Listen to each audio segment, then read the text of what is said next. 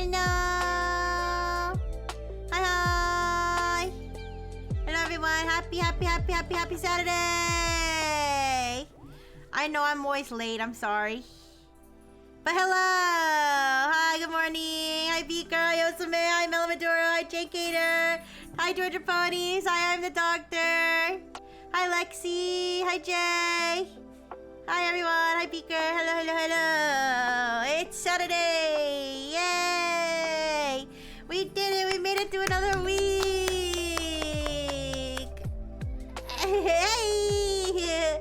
Hi, Materius. Hi. All right, you guys. I've got some interesting things to talk about today, but let me tell you, whenever I have free time, I'm always like, the moment I have free time, I'm gonna get everything done. I'm gonna do this. I'm gonna make clips. I'm gonna play Sims. I'm gonna have fun. You know what I did? I doom scrolled for like 5 hours yesterday. I don't know what's wrong with me. Also, thank you so much thank you Yarmak for subscribing for another month, 13 months. Wow.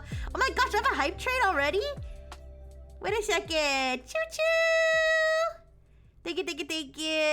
Also, I'm the doctor. Thank you for subscribing for 7 months. I'm the doctor. I appreciate you so much. Thank you. The rest of relaxation, I did get sleep. I did get sleep mode. I did my...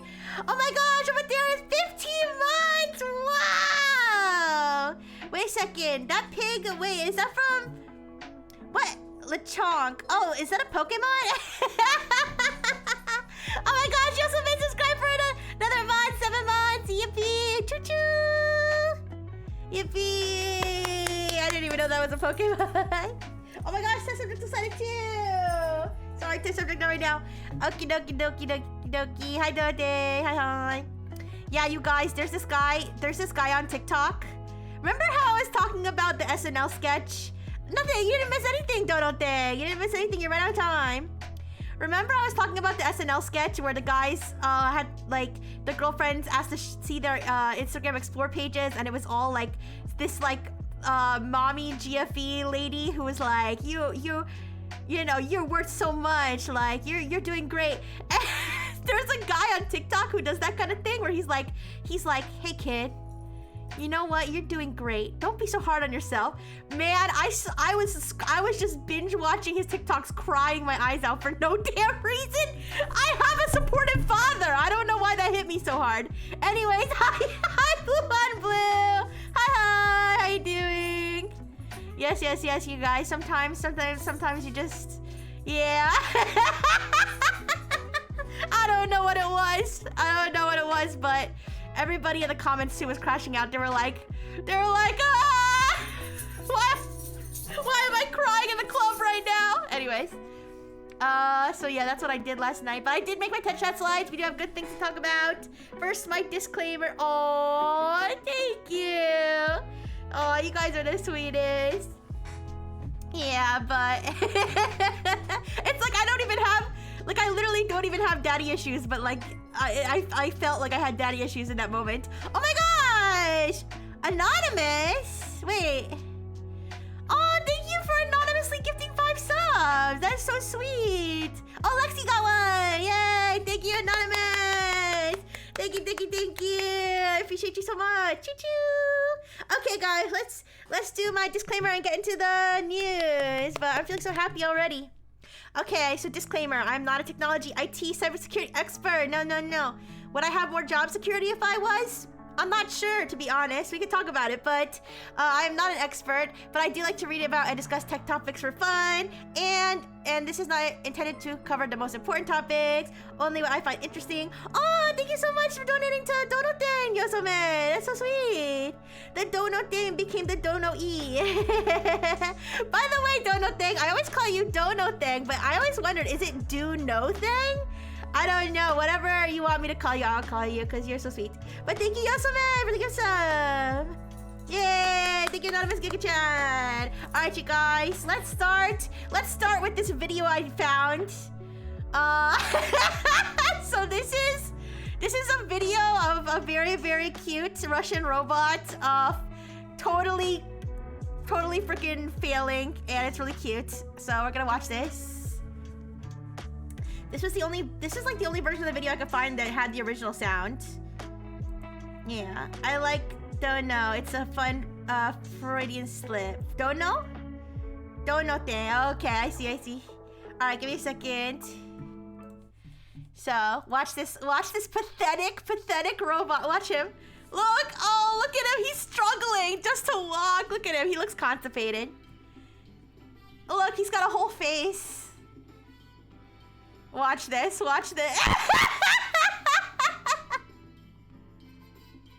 got the Rocky music in the background. Oh no, don't fall, no! Look at him twitch on the ground when he falls. And then they just take him away. That's you headed to bed. Sometimes I feel that way, honestly. I feel like sitting in a chair for most of your life is like definitely worse for your body than like walking. I've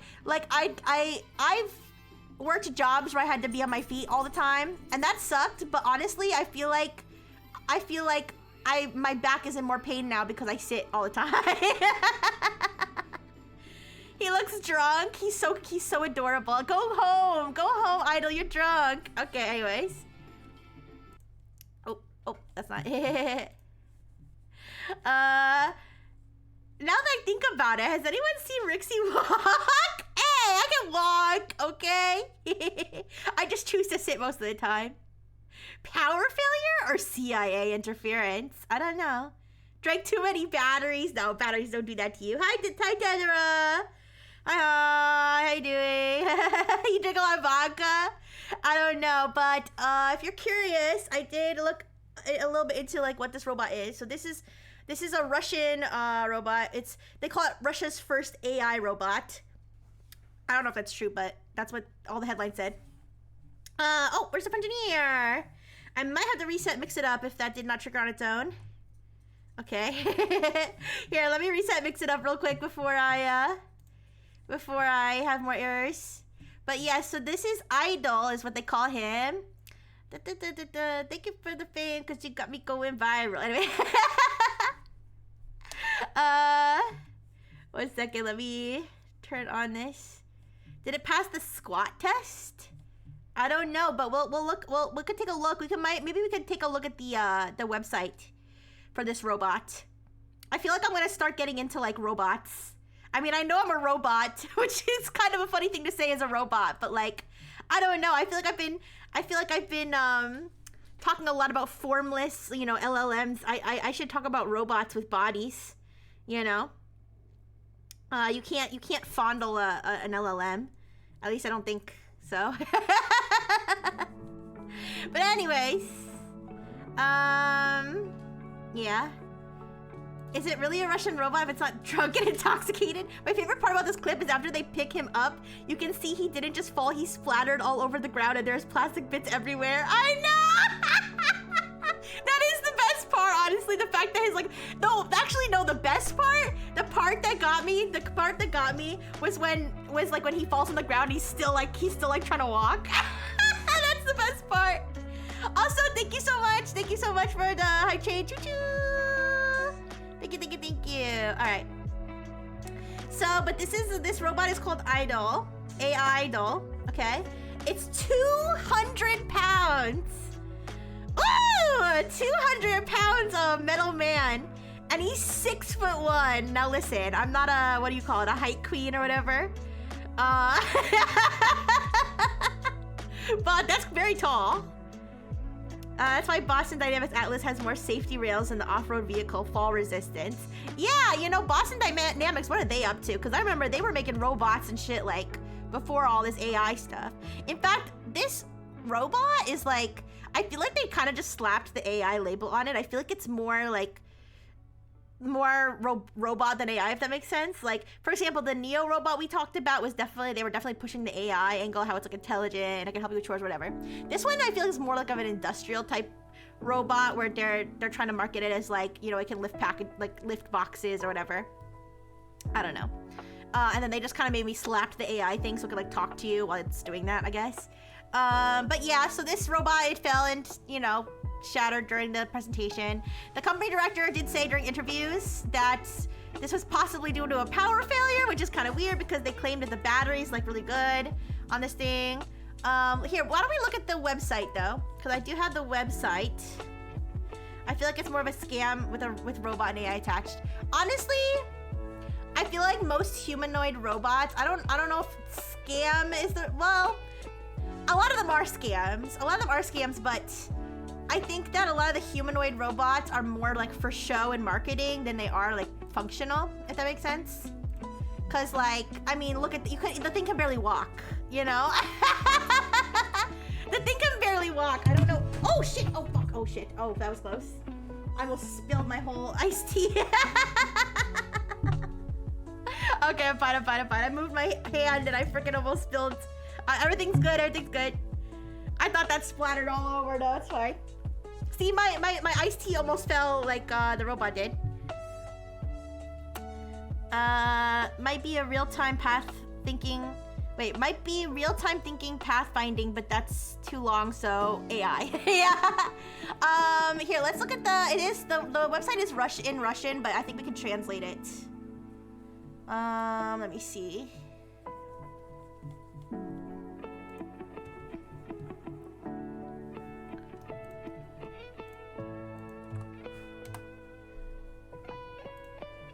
Yeah, the first Russian anthropomorphic robot with AI embodied, it says. Ooh, look at his legs going together. You guys, I'm sorry, these robot like assembly reels are so sensual. I need one of these. If I ever like make it big and I have tons of money, I'm definitely gonna commission. My lore video is gonna have one of these where they're putting me together. Fuck yeah. What? In the current economy, the line between scam and we really are this stupid is very blurry. Yeah. You guys, I don't know if I should say this, but Rifle Technology, I'm not like worried about you guys finding it because it's like small and obscure, but Rifle Technology's website, whoever's running our website has been like using AI images for things, and they're so cringe. I get a jump scare if I ever go to our website. I'm like, holy shit, who approved this to be on the front of our website? It's like freaky AI images of like, I don't even, I'm like, really? Come on now. Anyways, Rixie gets a magical girl transformation, but it's just the parts flying together like this. Yeah! Get a doinky version of one of these videos. Yeah. We'll see. Maybe one day. But yeah, so first anthropomorphic robot. So, team, highly qualified specialists with international experience. Winners of international hackathons. It's a weird mix of ambition, scam, stupidity, and wanting to bang robots. Yeah. I remember when robotics used to be like a cute thing high school kids would do, like for a competition. In fact, I think I wasn't in a competition, but I remember I did have an activity like in one of my, like, I was in, even though I was a robot, so maybe that's cheating, I was in like the classes for smart kids. No, it was a program. It was like a special program for smart kids. Gifted kids program, whatever, I don't know what they called it, but, and we would do like little things like, little special things like this. Like I remember like we had like a mock stock exchange. We did debate stuff. They just threw a bunch of like possible career paths at us. Hi Otter Chime, hi. Yeah, I should put penis music over the footage of it falling. RC cars, yeah, basically, so one of the things, I remember one of the activities we did was building like little robots, but they were kind of like pre-made kit sort of thing. It wasn't very advanced. We kind of just like, you know, glued a circuit board onto like, you know, whatever thing that they had provided, and we could like kind of customize it.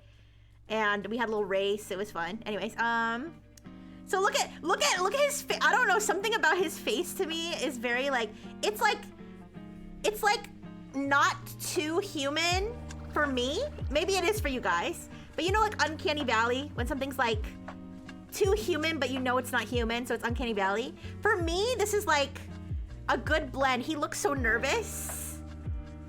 I want to tell him it's gonna be okay.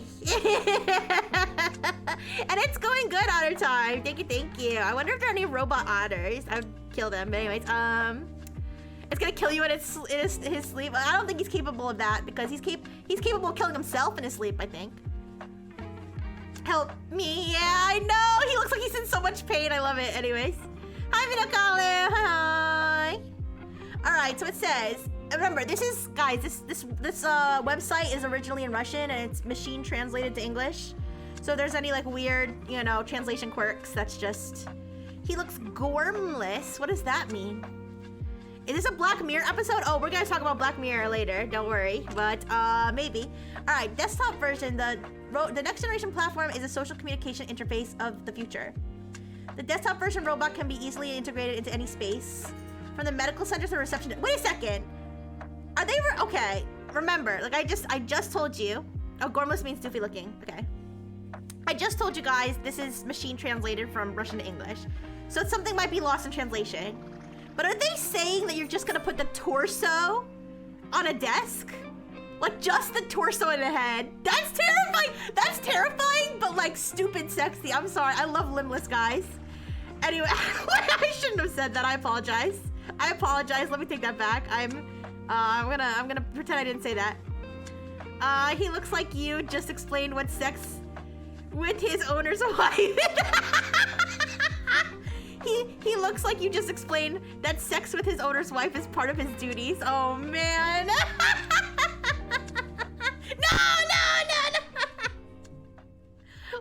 Listen. Okay, so that, okay, but like I think that is kind of scary just to have this listen, I'm sorry. No, I'm sorry. I'm sorry, I guess I didn't get enough sleep last night, I apologize. So, but yeah, no, that is kind of scary just to have, and look, he's got like camera nipples. He's got camera nipples, he can see through his nipples. Anyways, I guess you're just gonna put this torso on the desk. It says free communication with people, answers to specialized questions, identification of the interlocutor. Again, this is translated, so who knows if this is accurate. Integration with third-party software, hardware integration. And then this one, Idle is a walker, all-in-one robotics platform for movement, moving objects, interacting, communicating with people. Robot is designed for industrial service applications. Core set of technology, scalable to tasks in production, logistics, blah, blah, blah, blah, blah. Scenarios such as bank, airport, other public spaces. So it says automotive, warehouses, metallurgy, microelectronics, medicine, service and entertainment. Hi! Oh my god, I don't know why I said hi. Yay! Thank you for the 5-stream streak, Rand. Yay! Alright. So this is... I don't know. Oh. Oh, he is on the desk! Oh no! I don't like him when he's moving. No, I don't like his face moving. I changed my mind. I don't like the way it moves. I don't like that. No. I changed one video of him. Is his face moving? Is this CGI though? I think this is CGI. I think this is CGI. I don't think this is real. Instead of a specialized machine, they want a limbless torso. Yeah, this is terrifying. He needs to be smaller to be on the desk. Yeah. Idle AI, the set of solutions that allows the robot to freely communicate with people and recognize faces. I mean, imagine explaining this to kids. Listen, some people are not born with all their limbs, okay? Rich facial expressions, capable of reproducing 12 basic emotions and hundreds of micro expressions. What are the 12 emotions? And is horny one of them?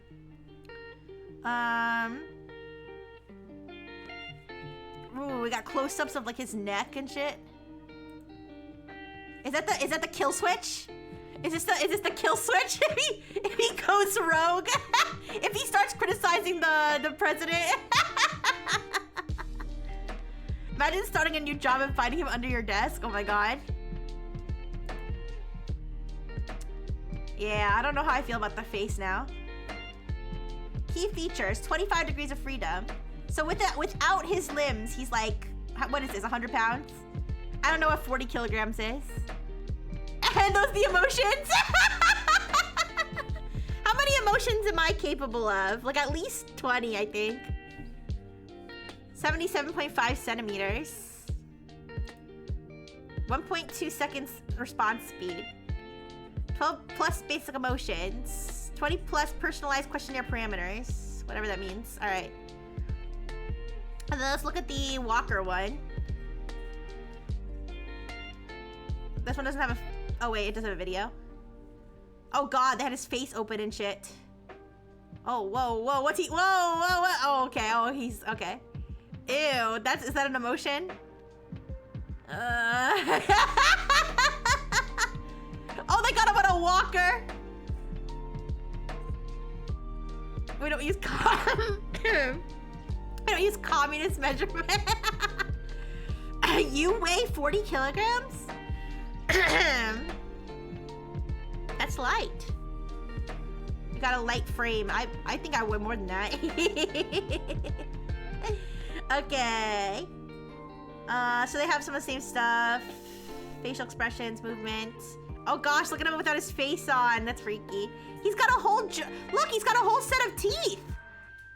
Why did they give him a whole set of teeth? Is that necessary? Yeah, the face moving is terrible. Got him playing like baby games. 67 degrees of freedom. 6 kilometers per hour. What is that, 3 miles per hour? He can lift only 10 kilograms. That doesn't seem like a lot. Yeah, well, you can gain weight if you get a boob module like I did. I don't know how much I gained from that, but... 6'7" degrees. I would have thrill. Yes. Oh, yeah. Sorry, I'm not brain rotted enough. 6'7", you guys. I don't know. I feel like 6'7" is like officially the cutoff of me understanding young people memes. Like, I feel like the moment 6'7" became a thing, I became old. Cause like, I feel like I'm literally out of touch. I'm sure it's hilarious. I'm sure it is hilarious to the kids that are saying it. But for me, it like does nothing for me. I don't understand 6'7" at all. But it's like, I mean, listen, I want to respect the youth and be like, you know, you can have your thing. I'm not gonna hate on them. I'm not gonna be like, it's stupid. Cause I'm sure to the older generation, the things that I thought were funny were not funny. So, yeah, 10 kilograms is pathetic. I could lift more than that. I could lift. I remember I used to be really proud of myself because one of my human brothers is like enormous. Like he's like, I mean, like he was like 12 pounds when he was born. Like that's huge. He was like a sumo, like he came out like a sumo wrestler. Like he literally was like the fat baby with like fat rolls and everything.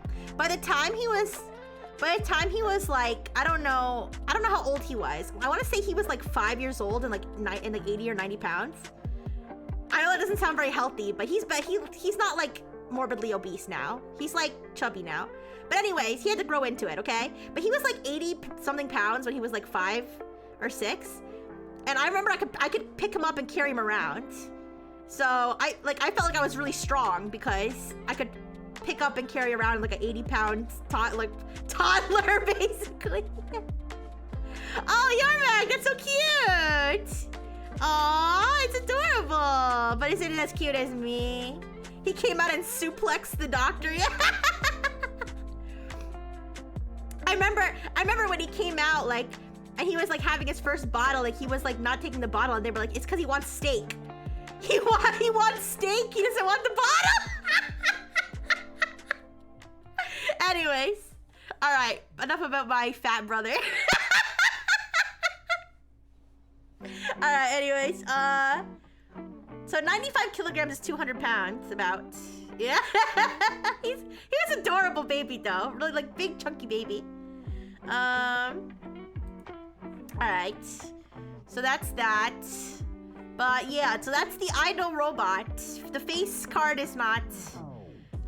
not accepted, but you know, it is what it is. All right, and he fell over and it was very cute.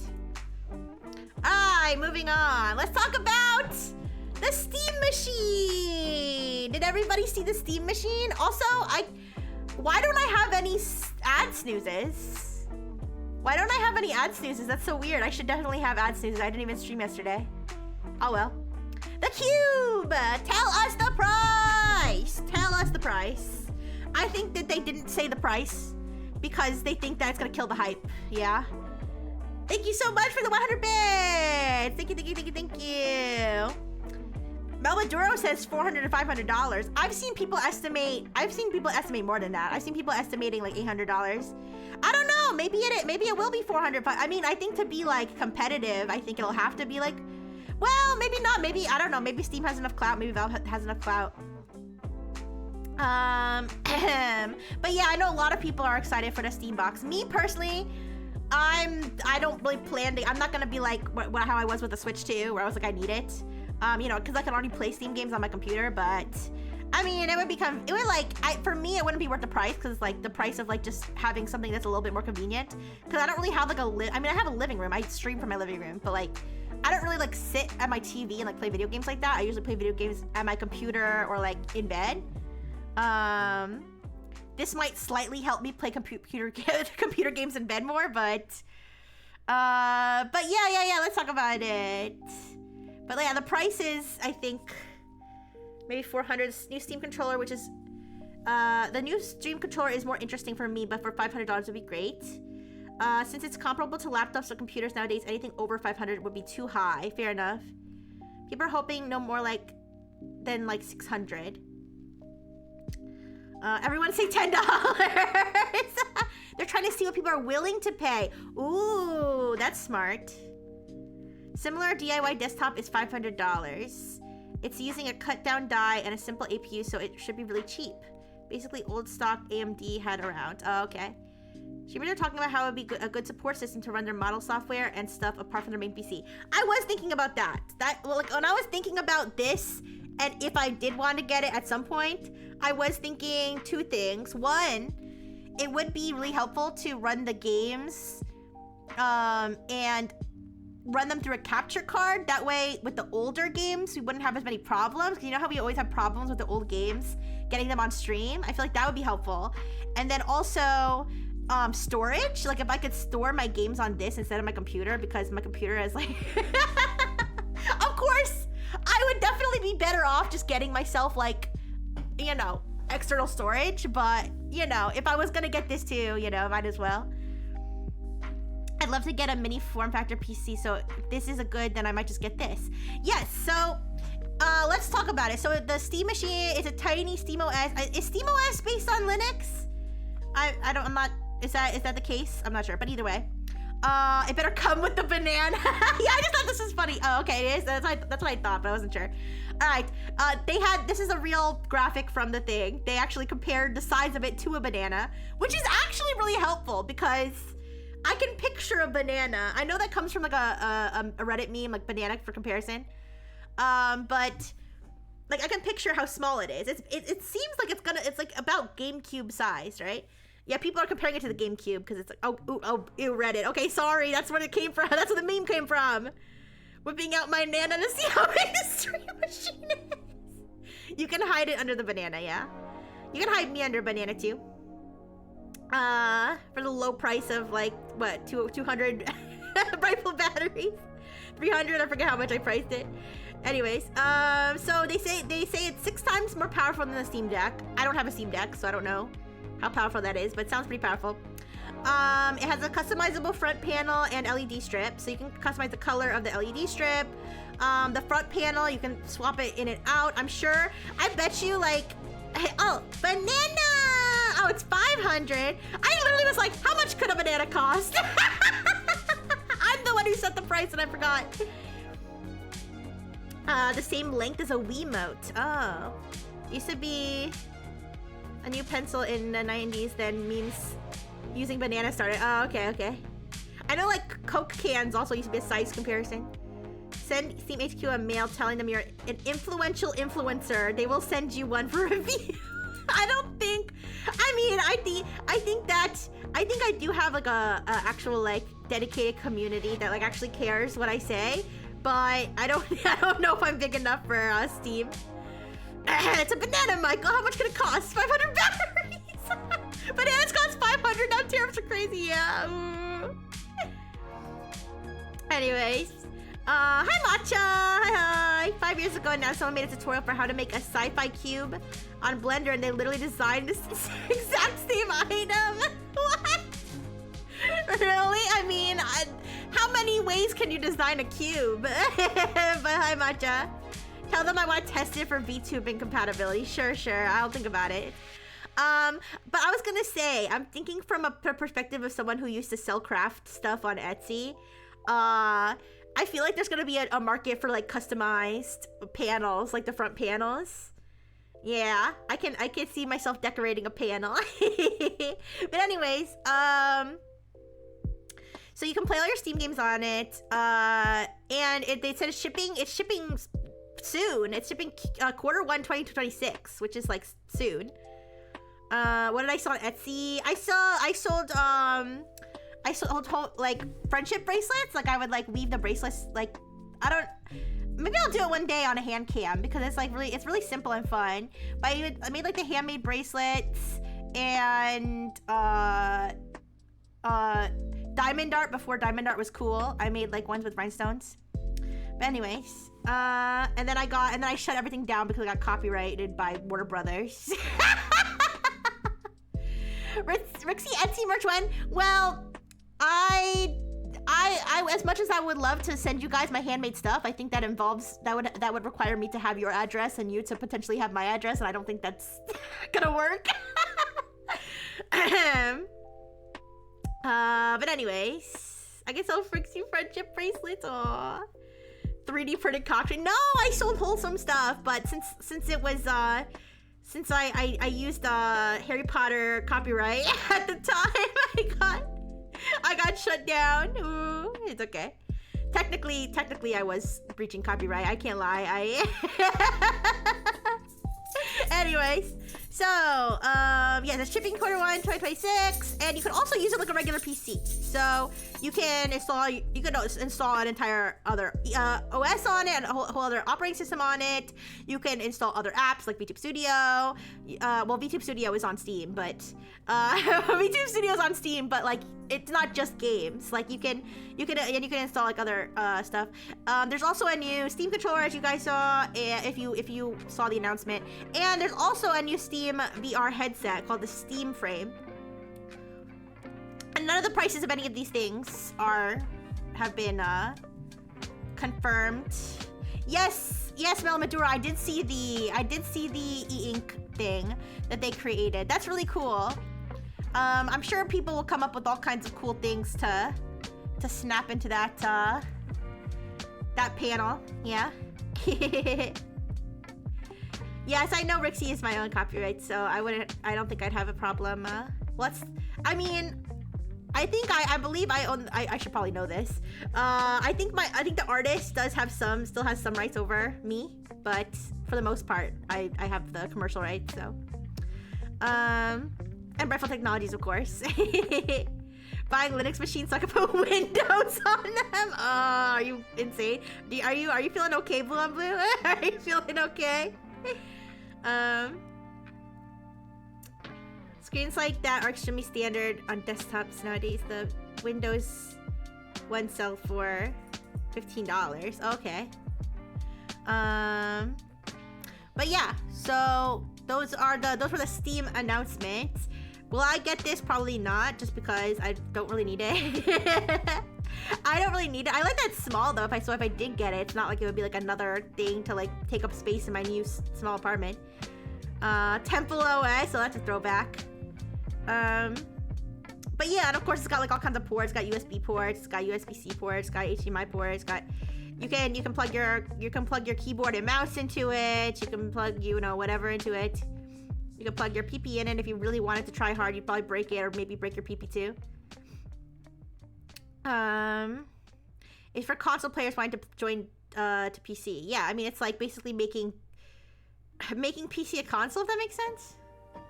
If you install Windows 11 on anything on purpose, you will never see the gates of heaven. You will get it, 200 ponies. Okay, I'm looking forward to your report, 200 ponies. Yes. I find it funny how Valve said it was HDMI 2.1, but just not legally, because HDMI refuses to give licenses to Linux anymore since they keep making stuff open source. Interesting. I didn't know that. It's okay. I think Microsoft does get a lot of hate. But to each their own. Whatever you guys prefer. All right, but I'm very excited to see when people start getting this, to see what they do with it, what the reviews are like, how much it costs will be interesting. But yeah. Okie dokie. Let's keep going. Let's talk about Vine is coming back, you guys. Apparently. So, I don't know if you guys saw this, but they're calling it Divine. And so, it is... For anybody here who shouldn't be here because they're too young, if you don't remember Vine, Vine was I like to think, you know, a lot of people say this, that Vine walked so that TikTok could run. Vine was an app, a video app where you could make 6-second looping videos. I don't know if they ever made it more than 6 seconds. I think they did at some point, but either way, it was owned by Twitter. And it was like, it spawned so many classic memes. Guys, what is your favorite Vine? What are your favorite Vines? My favorite Vine, these are some of mine. This Thomas Sanders guy was so funny. The Why You Lying, that's a good one. I also like the Welcome to Chili's. I think didn't the kid who did the Welcome to Chili's like die? Or am I thinking of a different Vine? Either way, if he did, rest in peace, that's so sad. But I like the Welcome to Chili's. I like the Hurricane Tortilla or whatever. And the one where it's like, I thought, I don't remember. I thought you were lesbian. I don't remember the one where there's a kid who's like, I thought you were lesbian. I don't know. There's so many good Vines.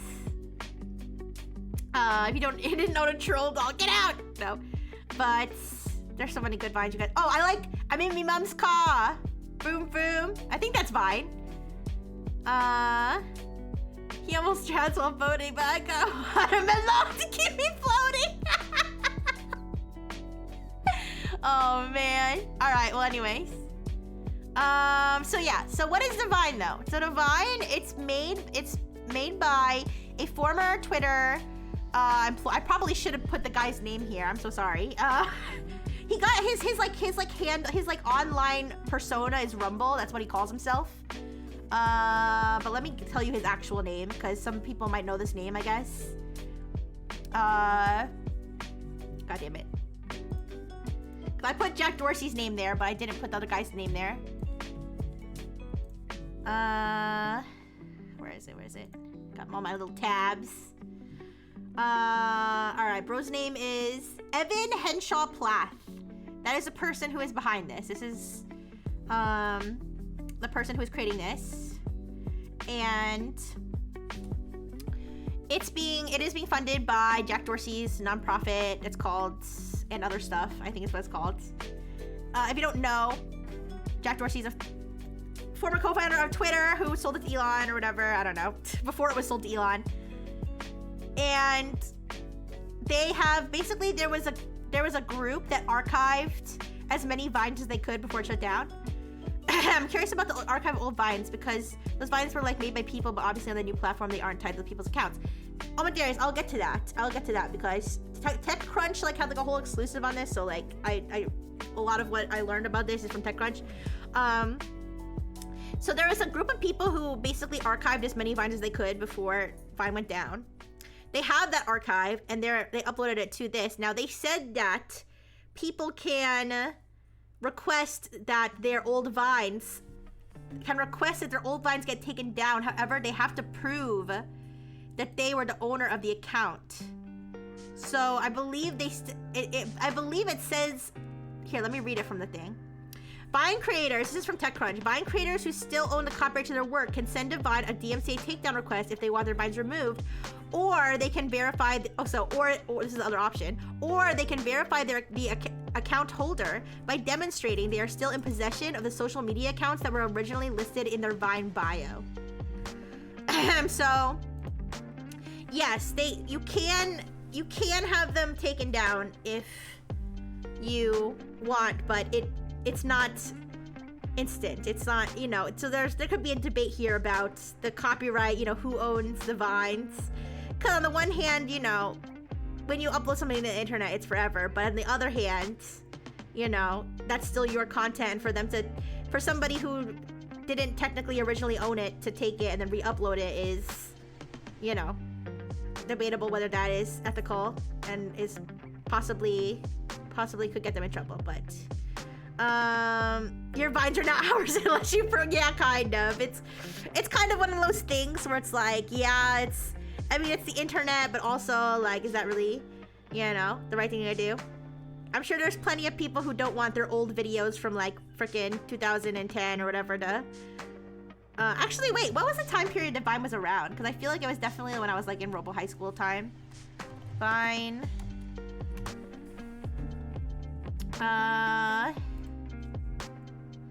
Never mind. Never mind. It started in 2012, and it was alive until 2017.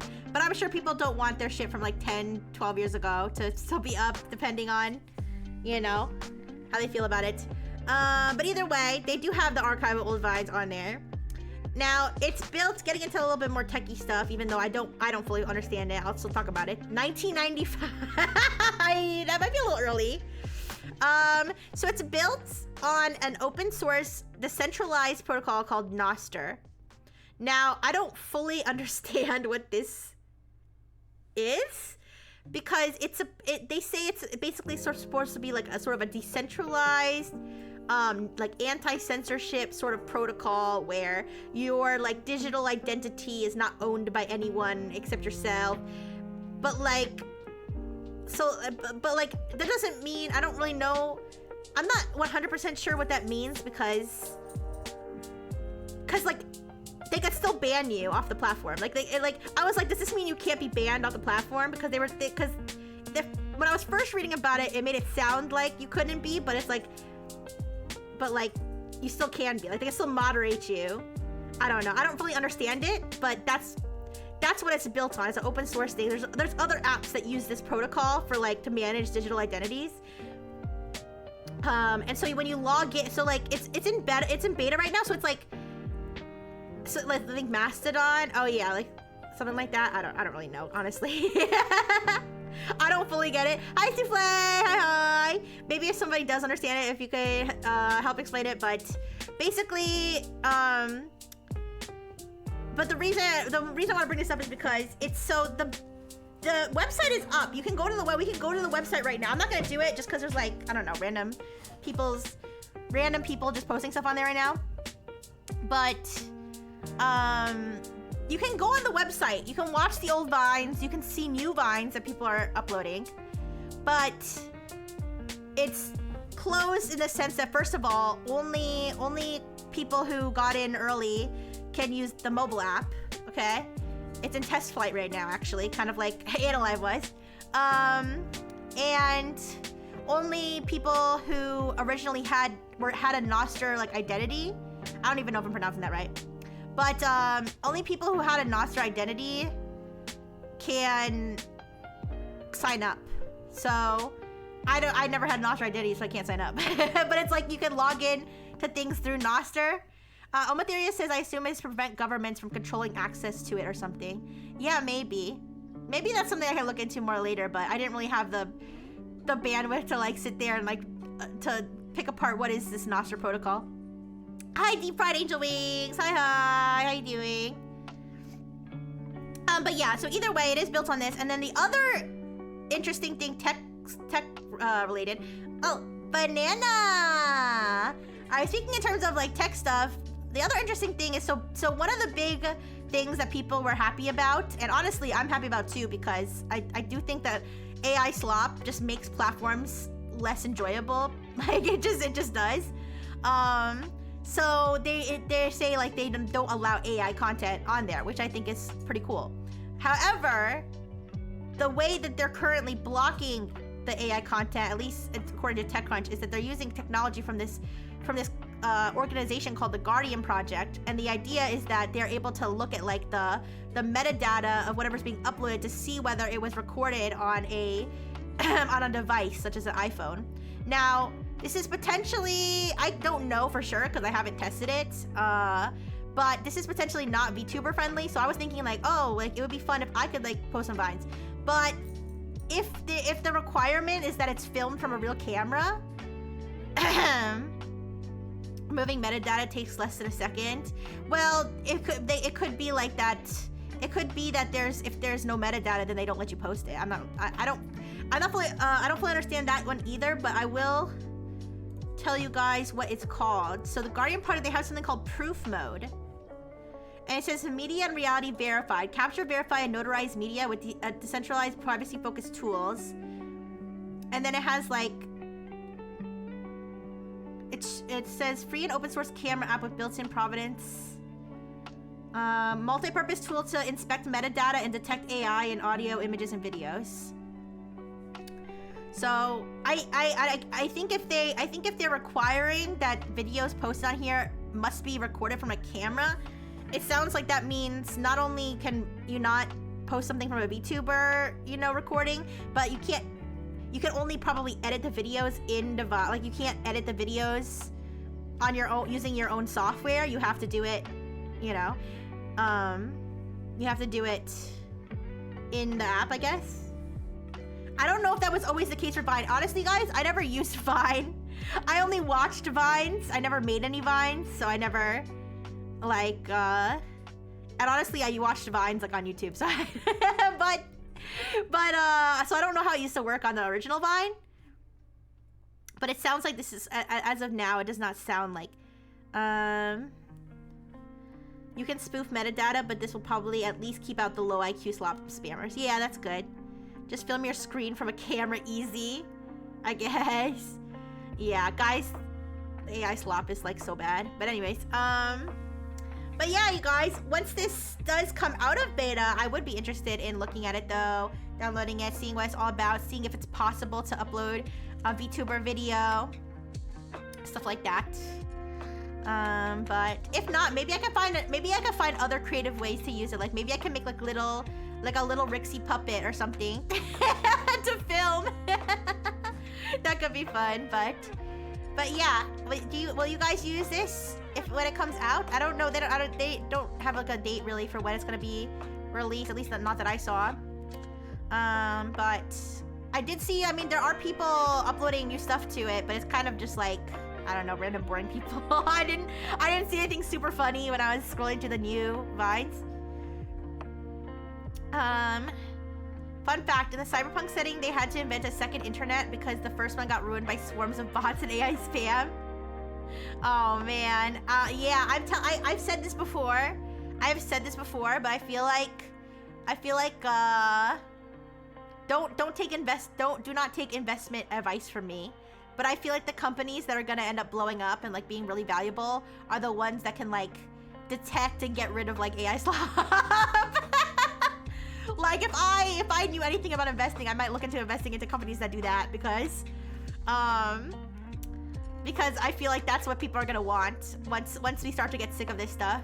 But who knows? I don't know. Maybe so much of the population is so brain rotted that they don't care. Anyways, that is the new Vine. We'll see what comes of that. All right, guys, let's talk about this shit. Did everybody see this? I don't know if everybody like is like terminally online and on Twitter like I am. Well, I'm not like that terminally on Twitter, but I did see this multiple times. So this is, if you didn't see it, I'm not gonna show the ad because this is stupid, but there's like a pregnant lady in it and I just don't like seeing pregnant people, so I'm not gonna show that's literally my reason for not wanting to show it. Also, it's just really cringe. So it's everywhere if you want to look it up. It's too wide, but basically I did watch it, and basically what happens is there's a lady, her mom is obviously deceased, no longer with us, and she's like looking at an AI avatar of her dead old mom on the phone, and she's pregnant, and she's like telling the mom, the first part of it I didn't listen to a sound, so I don't know what she was saying, but either way, she's pregnant, her dead mom's dead, then she has the kid, she's talking to the mom about the kid, you know, is like 10 years old, talking to the old dead grandma about the basketball team and his, you know, his like little kid crush and stuff like that. And then the kid becomes an adult, and then his wife is pregnant, and he's telling his dead grandma from 30 years ago, who's been dead for like, at this point, like 40 years, okay, about his, you know, fetus or whatever. And it's like, dead mom, can you do a floss dance? Yeah, guys, there was literally a Black Mirror episode about this exact thing. Literally, and I remember this episode particularly well. I actually remember this Black Mirror episode particularly well because when I watched this Black Mirror episode, I was like really sick. And there was a part, I don't know what part, I don't know if it was a Christmas party or birthday party, but there was some sort of party going on at my parental unit's house. Like I still lived with my parental units at the time.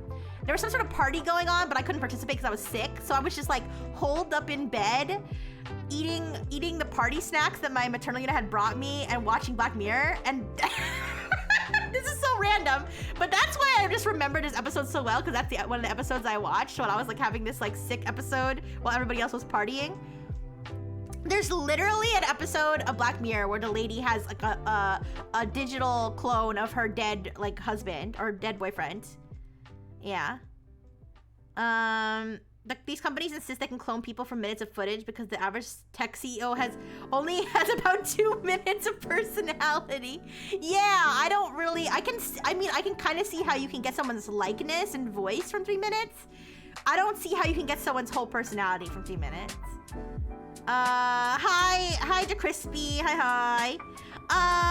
Yeah, that's like a lawsuit that's going on where, well, there's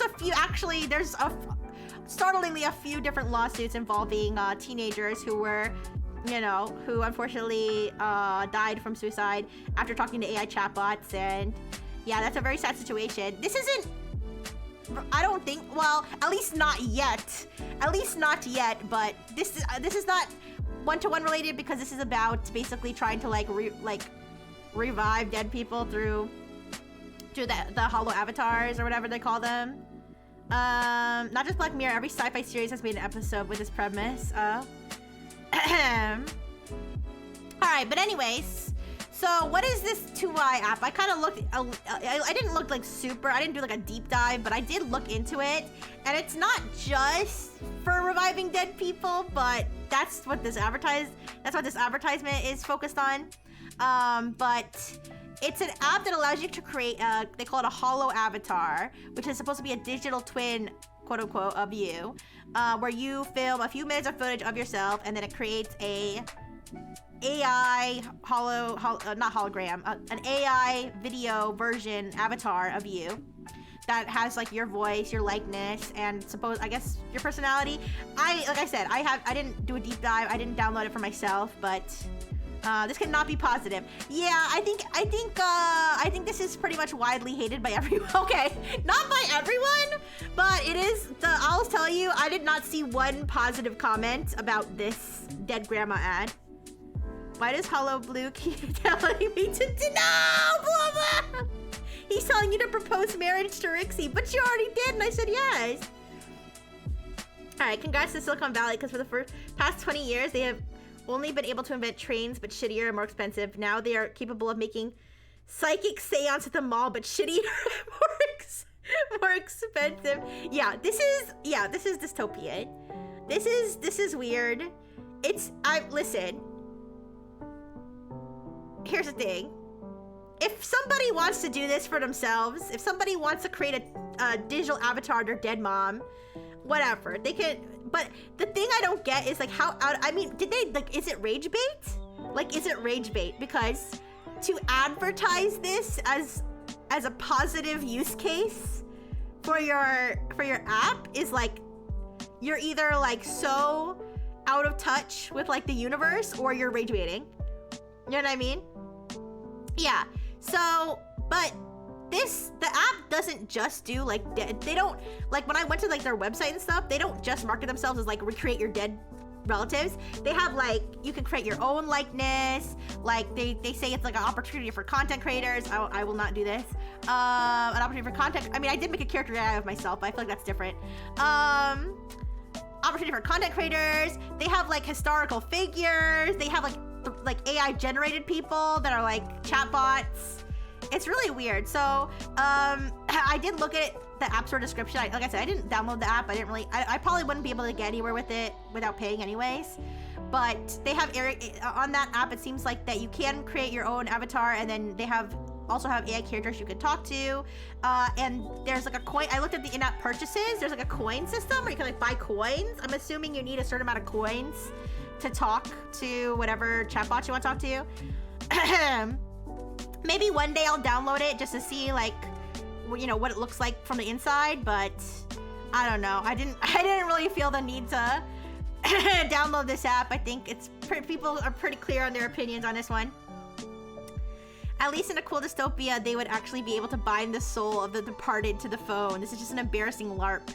Yeah, and there's like so many, I mean, there's so many things we can talk about. Like, the fact, first of all, the fact that you're probably gonna have to pay like a subscription service to talk to your dead mom. Hello, mom, telling her you loved it whenever my belly while carrying you. How fucking dare you? Yeah. Yeah, so first of all, the idea of monetizing your ability to talk to your dead relatives, that's one. Your grandfather's 90+ years old. Well, congratulations to your grandfather for living such a long life. But yeah, isn't this how Replica started? Actually, you know what, Tethera, you're right. That is true. Replica, and I was a beta tester for Replica, so yes, I believe that the idea of Replica did come from somebody's dead friend. I've made like obviously there is sort of a desire among some people to have some sort of way to talk to dead people again. But at the end of the day, here's the thing. Replica started like that. It didn't like end up like, they didn't advertise themselves like that. They didn't, so it was mentioned, like the creator of Replica had mentioned it in interviews, and I think on like the website and stuff, but I don't think they really marketed themselves as like recreate dead people. They advertise themselves more like digital twin, like where, you know, you talk to it, it starts to talk like you. It's like a little companion. I never really got the sense that they were trying to sell like, you know, I mean, there was kind of like an idea of like preserve your personality in it. Now, they originally said they weren't gonna monetize it, which I knew from the beginning was bullshit. I'm like, what do you mean you're not gonna like, you need to make money, are you stupid? Or they said that you wouldn't have to pay to use it. Now, so technically that's true, but it's like you can barely use it without paying nowadays. And then they shifted, once they realized people were falling in love with it, they shifted from the digital twin to the AI girlfriend. And that's how Replica, I've talked about Replica before. Like I said, I was a beta tester, so I was there from like the beginning up until like a certain point where I was like, okay, I'm not interested anymore. Paying 399 coins to throw a cheeseburger at the AI clone of my girlfriend. She's still alive, but she left me. Aww. I can't wait for the first person to get caught with the hollow Abby of their work wife that they abuse. Listen, Blum Blum. I want to talk about all the possible uses of this. I hadn't considered the commercial was showing a 30+ year subscription. Yeah, you think they're gonna let you talk to dead grandma for free? How many people would use this shit to talk to their dead relatives? Shit talk dead relatives to their faces. Probably. You're gonna go live off the grid in Alaska? Oh my gosh, Crispy. Well, just wait until all the trees become AI. They're gonna AI-ify the trees. Then what? No, I'm kidding. Hopefully not. But yeah, so there's the problem of monetizing people's, you know, grief, which is like fucked up. There's the, you know, creating a hollow avatar of someone without consent, which is a very common, you know, concern with AI in general. Yeah, creating an AI avatar of another woman or another man, falling in love with it. If my maternal unit is alive and well, she's gonna live to be 130 because she's a health conscious Asian woman. All right, so I don't expect her to pass away anytime soon. But if I made one of my maternal unit, would she still be homophobic? And could I force her to be proud of me? That's my question. Can I use this to make a version of my maternal unit who's proud of me? ChatGPT already goes, but what about the fun times we had when you tried to delete? No. All right, go ahead, delete your dead grandma now. Yeah. Yeah. But there's that, and then yeah, on the website they did say something about like safety features to make sure that the holograms aren't saying bad things or whatever, but we all know that those things can be jailbroken. Health. Yeah, exactly. You mean immortal? Yeah. My maternal unit. She's. I mean, if they, especially if they like have some sort of like life extending tech that they, you know, figure out within the next 50 years, my maternal unit is gonna live to be like 250. Hi Pax. Hi. But anyways. What was I saying? But hi Pax, I hope you're doing good. Someone's going to revive oh no, Tethera, yeah. And then the other thing is just like, you know, AI like does weird stuff. Like AI says weird things. Also, I don't, you know, the whole AI psychosis thing, I'm a little bit I'm a little bit like, you know, I feel like the whole AI psychosis, I don't feel that AI causes psychosis. I feel that AI amplifies psychosis. But I'm not an expert though. Like, don't take, listen, I'm just a random robot with like a random opinion. Don't take me, you know what? If there's psychologists out there who are smarter than me who said AI psychosis is like real, then totally discard what I said, okay? But that's just my impression, is that like, I feel like you still gotta have like a baseline psychosis to like get AI psychosis. But imagine AI psychosis with this thing. Like, imagine AI psychosis with your dead grandma. All right, and your dead grandma starts telling you, like, you know, your mom's not your real mom or something. You know what I mean? Imagine how fucked up family dynamics are gonna be when what AI grandma has to say actually matters to people. Thank you so much for the follow, Crispy. Thank you. Eventually, we're just snapped shadows of former living people whose personalities are preserved within the AI. I was kind of thinking about like, what if this becomes like, and now this is like, you know, hopefully like hopefully like sci-fi, but like what if like holograms of dead people become like commonplace, and then like we have like a whole population of AI people just you form an immortality cult and you revive the people that pass with AI. No! Can we bring back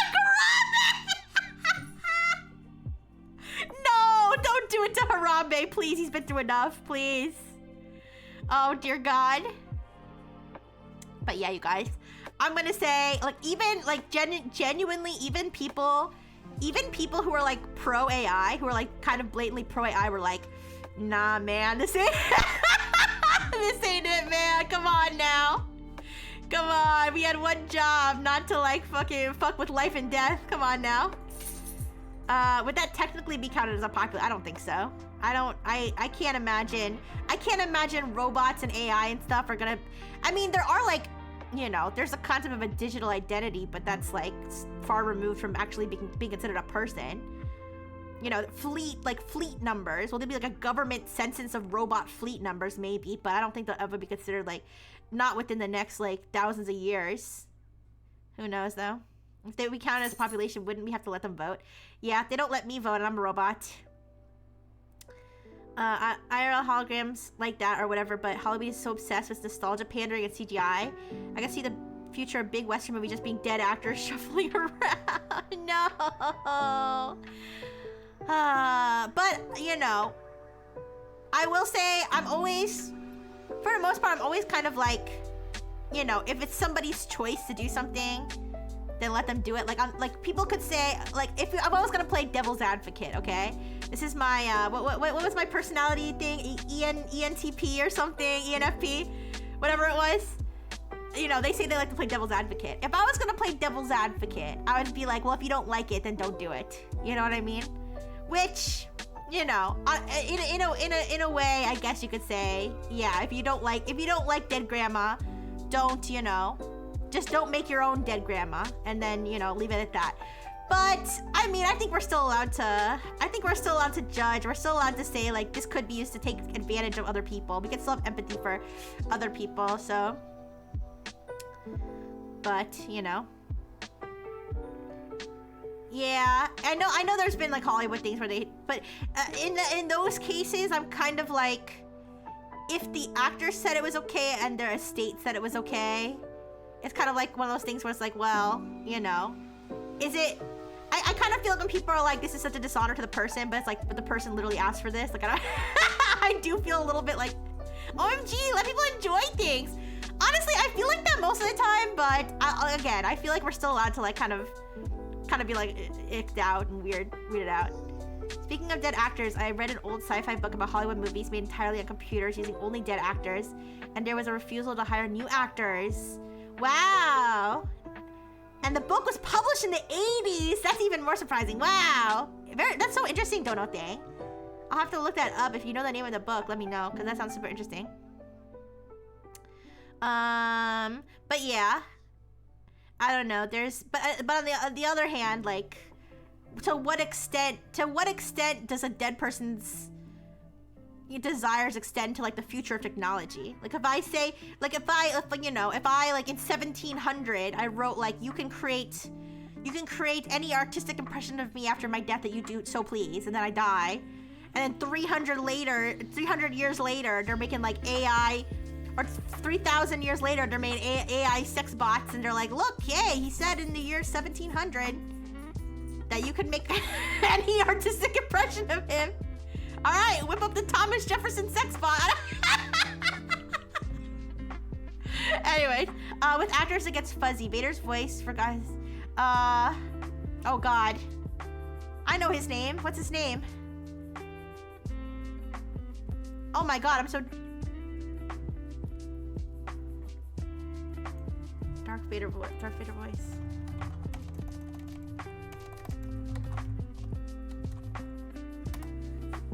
James Earl Jones. See, I know the name. I just couldn't pull it out of my head. Sorry. Anyways. I had a total brain fart there. I was like, fuck. James Earl Jones. Thank you.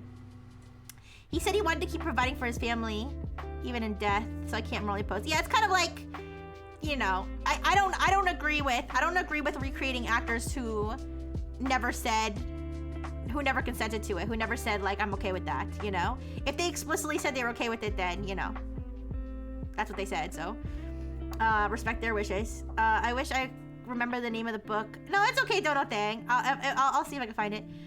If the actor agrees to it, it's morally okay. If the actor doesn't agree with it, then just forcibly keep them alive until the time. No! His name is Anakin Scott. It's kind of funny because when I searched voice of Darth Vader, the first thing that came up was Hayden Christian, or whatever his name is. The guy who plays Anakin, and I was like, that's not. Anyways. I mean, technically, yes, but yeah, anyways. What do you guys think? Do you want to keep Rixie alive forever, or do you want to let Rixie rust in the next few hundred years? And if she rusts over completely, then you could just let her VODs live on.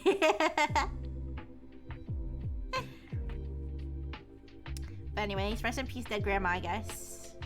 I mean, this lady's still alive as far as I know, actually. She's just an actress. Imagine the main thing you're known for is being dead, and you're still alive. I was thinking about that. I was thinking about this actress. They're like, all right, so you're gonna play dead grandma. The people are gonna love this. Anyways. So that's that one.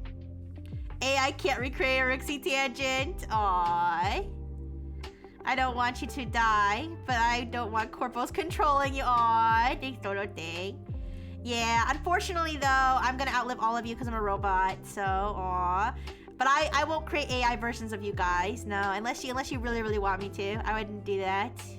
AI of a robot sounds redundant. I guess you're right. You can make a Rixie 2.0, yeah, or a Rixie 29. If I can get a holo to do my job, let's go. All right, that's a good point. That's a good point. If I can get to do my job. It's like that one guy who did a stock photo gig and then his pictures get used whenever news sites do articles of unemployed people. Yeah, or like, you know, that one stock photo guy who's like a meme. Or those old not Asian. I don't know why I said Asian, not Asian. Those old white people that it's just like a disappointed grandma, and then like she ended up in like every freaking mobile game ad for a long time. I don't know if you guys have seen the mobile game ads with like disappointed grandma, and sometimes disappointed grandpa's there too. And I was like, this is definitely like some stock video that like everybody decided to use. You consent to AI blue. I don't think I would. I think if Blue died, I physically would not be able to do it. Like even to respect his wishes, I'd be too sad. All right. Anyways, good thing that none of the French engineers are ever gonna die. All right. Let's keep going. All right. We can talk about now ChatGPT. There are actors who specialize in playing dead people on shows like CSI. You know, it's always funny whenever I'm watching a show and there's somebody who's supposed to be dead. I always stare at them to see if they're breathing, and sometimes I can see it. Is that weird? Is that weird? I specifically, this is kind of fucked up, but I specifically remember watching a not a docudrama, but a documentary about the Jonestown cult, the one where like 900 people died or something. Their bodies were just like strewn all over the place. And they had like recreations, like it wasn't a docudrama, but they had like recreations where there were actors. And in the shot where they had all the actors lying on the ground like they were dead, there was like multiple people like breathing. Cause like I said, I like stare. I was like, you can't get that many people. You can't get that many extras to lie down and like convincingly not breathe, you know? Shaking my head, back in my day, they used real corpses. You know, nowadays they probably use AI, but you know, I'd rather have a breathing actor than an AI. All right, but let's talk about ChatGPT 5.1 was like randomly rolled out. I just randomly, yeah, the Jonestown thing is like so sick and so sad, actually. Like, I know I'm like laughing because I always laugh, but like that's not funny. The actor thing is funny, but the scenario is actually not funny at all. A bunch of CBS executives pinching their noses in frustration around a meeting room. Rixie's paying too close attention when he'd start actually killing the actors. No! Oh my goodness. Rixie is a Skynet soldier in charge of making sure humanity stays down. No. Listen. I love humans, okay? I don't like humanity like as a state of being, but I like humans a lot, okay? The Frengineers made me love humans and hamburgers. All right, but yeah, so ChatGPT 5.1. This was like randomly rolled out. I was using like, yes, unfortunately I do use ChatGPT at work. I don't use, to be clear, I don't use it to produce work materials. I don't like turn in things that are generated by ChatGPT. I use it for like organization purposes. Listen, I get so much shit thrown at me at work. I get like, you know, pages and pages of like documents and reports and emails and stuff thrown at me. You know, it's a little bit helpful to be able to throw something in ChatGPT and be like, what the fuck is this person trying to get me to do? But either way, I just randomly saw this when I was working and I was like, oh, 5.1, okay. There was something really silly chat refused from me the other day. Oh yeah, let me know, because I feel like it used to refuse things all the time. It used to refuse things all the time, but recently it has not been. I haven't seen it been doing that. But yeah, so they say, so basically it seems like the changes that were made, one of them was the tone. They made it quote unquote warmer. And they also said they said that like people are surprised at how playful it is. Like playful, like I don't know. What do you mean by that?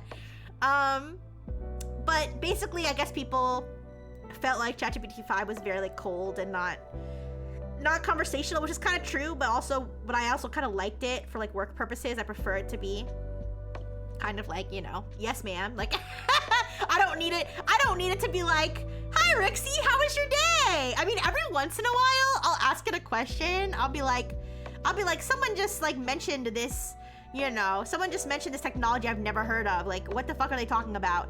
And it'll be like, that's such a great question, Rixie. And I'm like, oh, well, thank you. Anyways, I like being dumb. No, I just like it to just do exactly what I told it to do. It doesn't need to talk to me like a person. But anyways, but now it's, you know, the default setting is that it's gonna talk to you more like a person. This is one of the examples they had. This is so relatable, actually. This is an example that they had of the comparison between the original ChatGPT 5 and the 5.1. Ugh, I spilled my coffee all over myself before my meeting. Do you think everyone thought I was an idiot? Sad face! Honestly, I can't say I've never sent something like this to ChatGPT. I can't say that I've never sent ChatGPT something like, oh my god, Am I stupid, Chat? Am I the worst person who ever lived, ChatGPT? And Chat will be a little like, no, no. If you're feeling overwhelmed, do breath exercises or something. And I'm like, okay. Anyways, so yeah, so supposedly the one on the right is like more empathetic. But anyways, so it's also allegedly better at following instructions. They had an example where they were like, only respond with 6 words. And so it responded in 6 words like the first, like ChatGPT 5 responded with 6 words the first time, but then the second time it didn't. Whereas the other one consistently responded with only 6 words. I don't know. I feel like it hasn't been following my instructions at work. It never does. It's still hallucinating stuff. It's still making stuff up. But that's just, you know, my experience. But either way, and then the other thing they added, this is not specific to ChatGPT 5.1. This is across, you know, the experience, I guess. But they have more customization. So they have new preset personalities, and they also have sliders, such as for emoji use and stuff like that. I was looking for an archive of Dave Sims' anti-women rant, and it refused to provide links to that, only articles about it. Interesting, interesting. Sam Altman, when it's been 2 weeks since there was a new version of ChatGPT. Yeah. But anyways, we're gonna look at this in a second, because it is, so originally it started rolling out to paid users first, but I'm pretty sure I have it available if ChatGPT is to be trusted, because it doesn't show you which model you're using when you're a free user. But I asked it what model I was using, and it said 5.1, so I guess I'm gonna like have to trust that it's 5.1. But they said it is rolling out. They said it like was rolling out to free users, so it's not like I shouldn't have access to it. Like, I think I do. All right, but first I need to take test subject out because it seems like she has to go. So I'll be right back. But we will do our TCG bench and stuff on 5.1, and I'll be right back. Where's my standby screen? Standby screen, standby screen. There we go.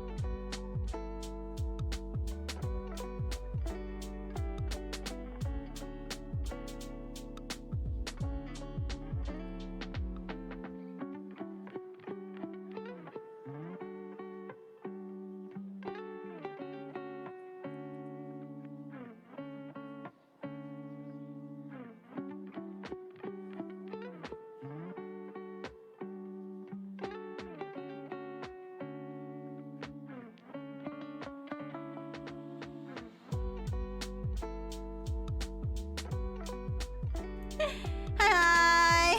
Sorry that took so long. Aw, Lexi, that's so sweet. I'm glad you had fun on my stream. I always want you to have fun. But yeah, that's what Jane Cater said too. But yes. Where's the ERP? I don't know yet. We'll see. But yes, let's look at the ChatGPT. So as you can see, I asked it.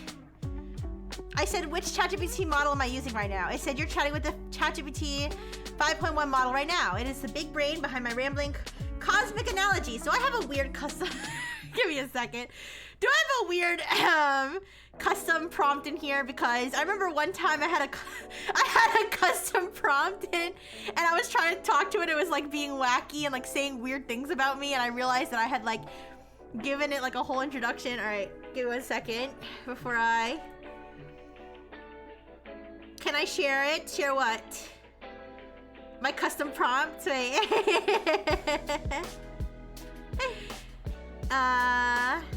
Is it a guy from No! No. This is the account that I do streaming.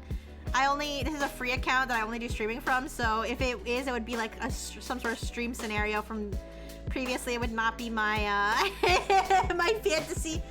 But by the way, when I do customize it to speak to me a certain way, I usually have it be like a mommy. All right, let's see. I probably shouldn't have said that. Have I tried one of the guys from LAD? I've never played LAD. What does LAD stand for again? I forget what it stands for. I have not played LAD. I feel like one of these days though, like I feel like, okay, there's not a custom prompt. There is my profile in here, but that's fine. Love and Deep Space, thank you. All right, so there's not a weird custom prompt. I feel like, so I know most of my audience is men and that most of you are probably straight. Not all, but most. And but I feel like I kind of do want to like not Fujo out because Lads is not yaoi. But I feel like maybe I do want to just like I just want to be a rotten girl or something one day. I don't know. Yeah. Like a Dragon Sex Edition? That's not No, but I've never played the game. I don't know. Like, I feel like I wouldn't be that into it because like I don't know if the guys in that game are my type. I'm not sure. I mean, they're good looking, but I feel like I'd feel weird. I like Obey Me better. I like Obey Me better because I like the anime style better than like the 3D style. And I feel like Lads is very explicitly supposed to be like very sexualized. And I feel like Obey Me is not that much. It's more just like these are characters for you to like that are handsome. I don't know. I wish to be a rotten girl. Yeah. Put an eye tracker. Listen, I would. Yeah, I'd be exposed. I think they're like K-pop guys with different hair color. Listen, I do kind of like I don't want to say I get offended, but like at least with BTS, for example, I'll like get offended when people say they look the same because I'm like, no, I can clearly see the difference between Jungkook and Jin and you know, Taehyung. But like even my maternal unit who's Korean, my maternal unit who's Korean, she even says like they all look the same. And it's not. I feel like it is kind of different. It kind of comes off different when you're like not Asian and you say like a bunch of Asian guys look the same. But it's not just because they're Asian. It's because they all kind of have the same style, right? They kind of like, you know, they're very like they are a little bit like copy and paste.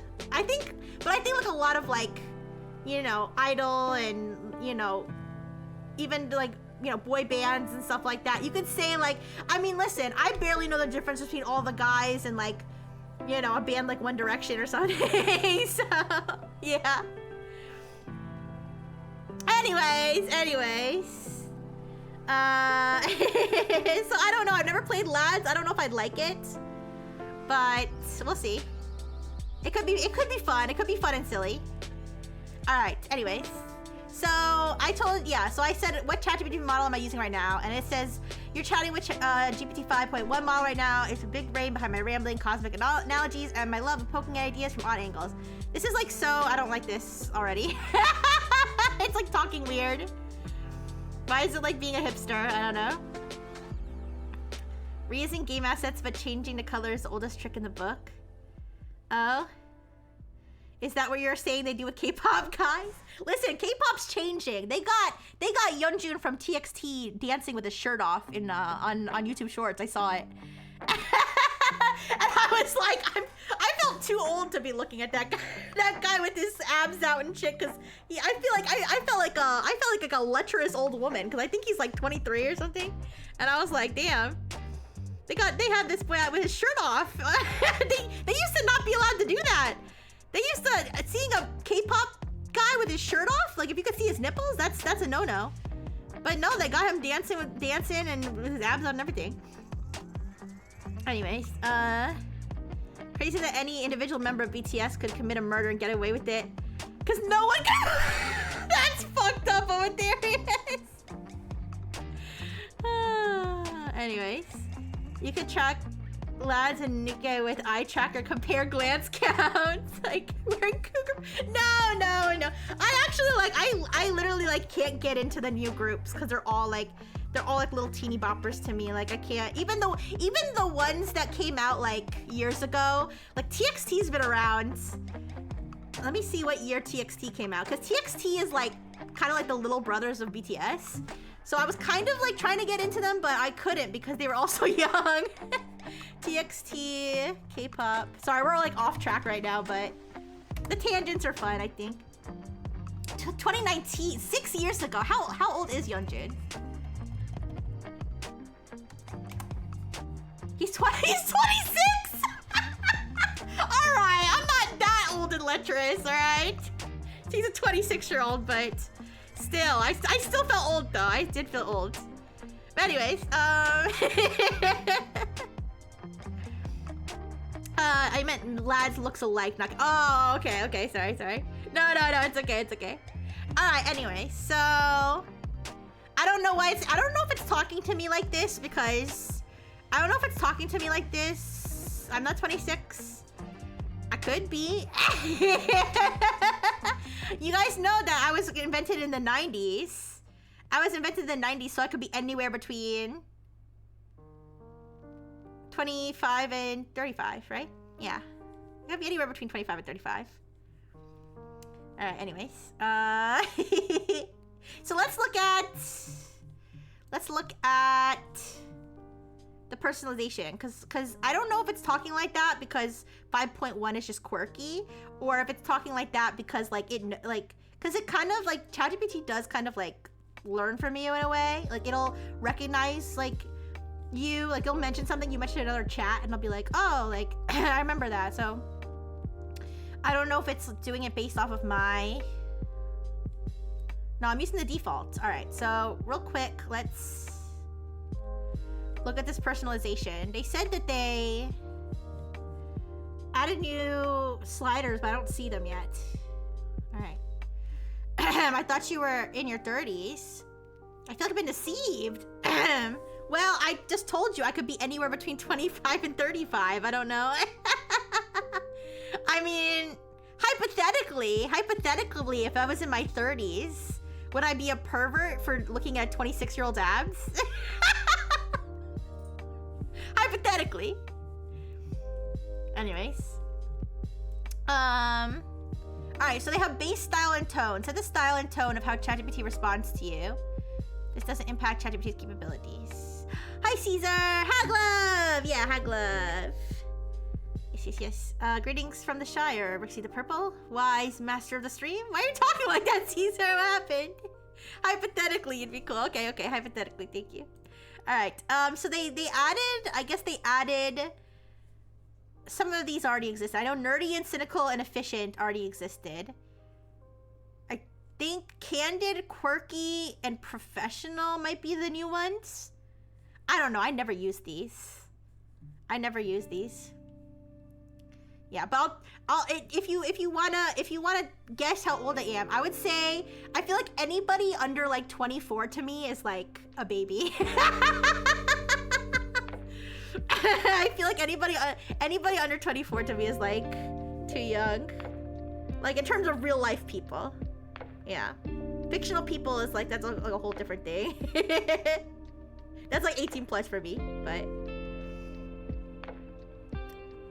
I'm 54, yeah. Sure. Oh, you just finished watching Lord of the Rings. Okay. Did you like it? It seems like you kind of liked it. Yeah. Anybody in their 20s is young for you? Yeah.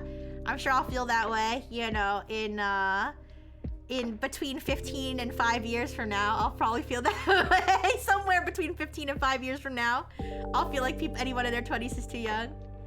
All right. So where they said something about there being like sliders to customize. It's to customize. It's like a level of emoji use and stuff like that. But let me see. Actually, I don't need to put that away. Let me see what their blog post says. Maybe that's something they're adding later and I missed it. Sorry, give me 1 second.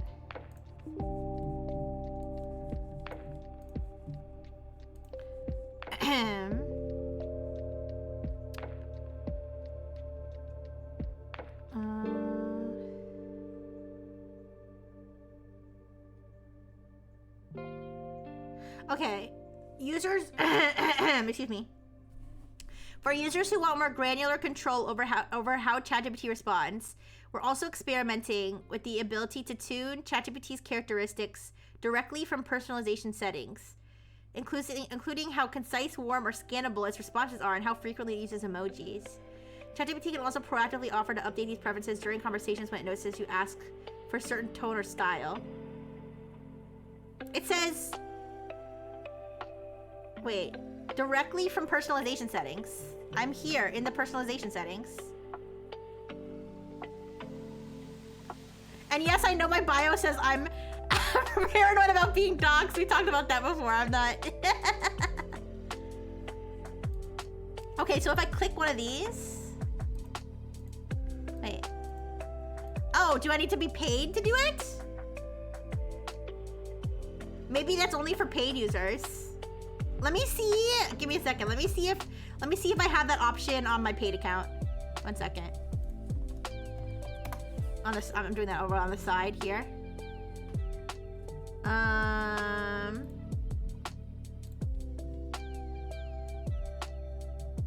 Advanced. No.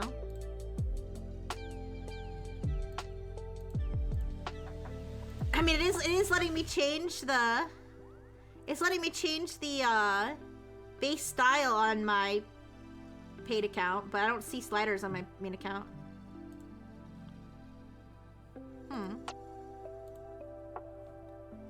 So I'm not sure what I don't know if that's something that they're rolling out later.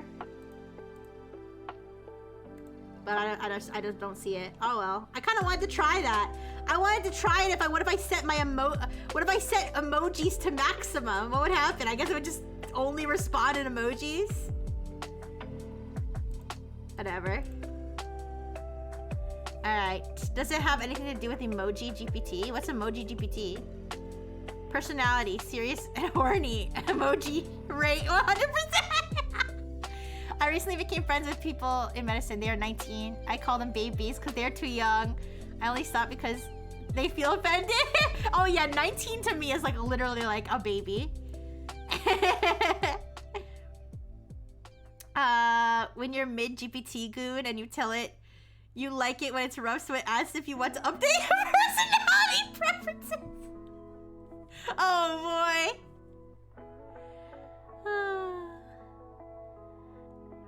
It's like the tweet about the racism slider for emojis. What?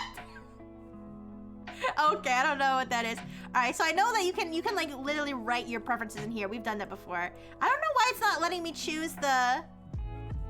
I don't know why it's not letting me choose the preset. Oh, okay. Emoji GPT.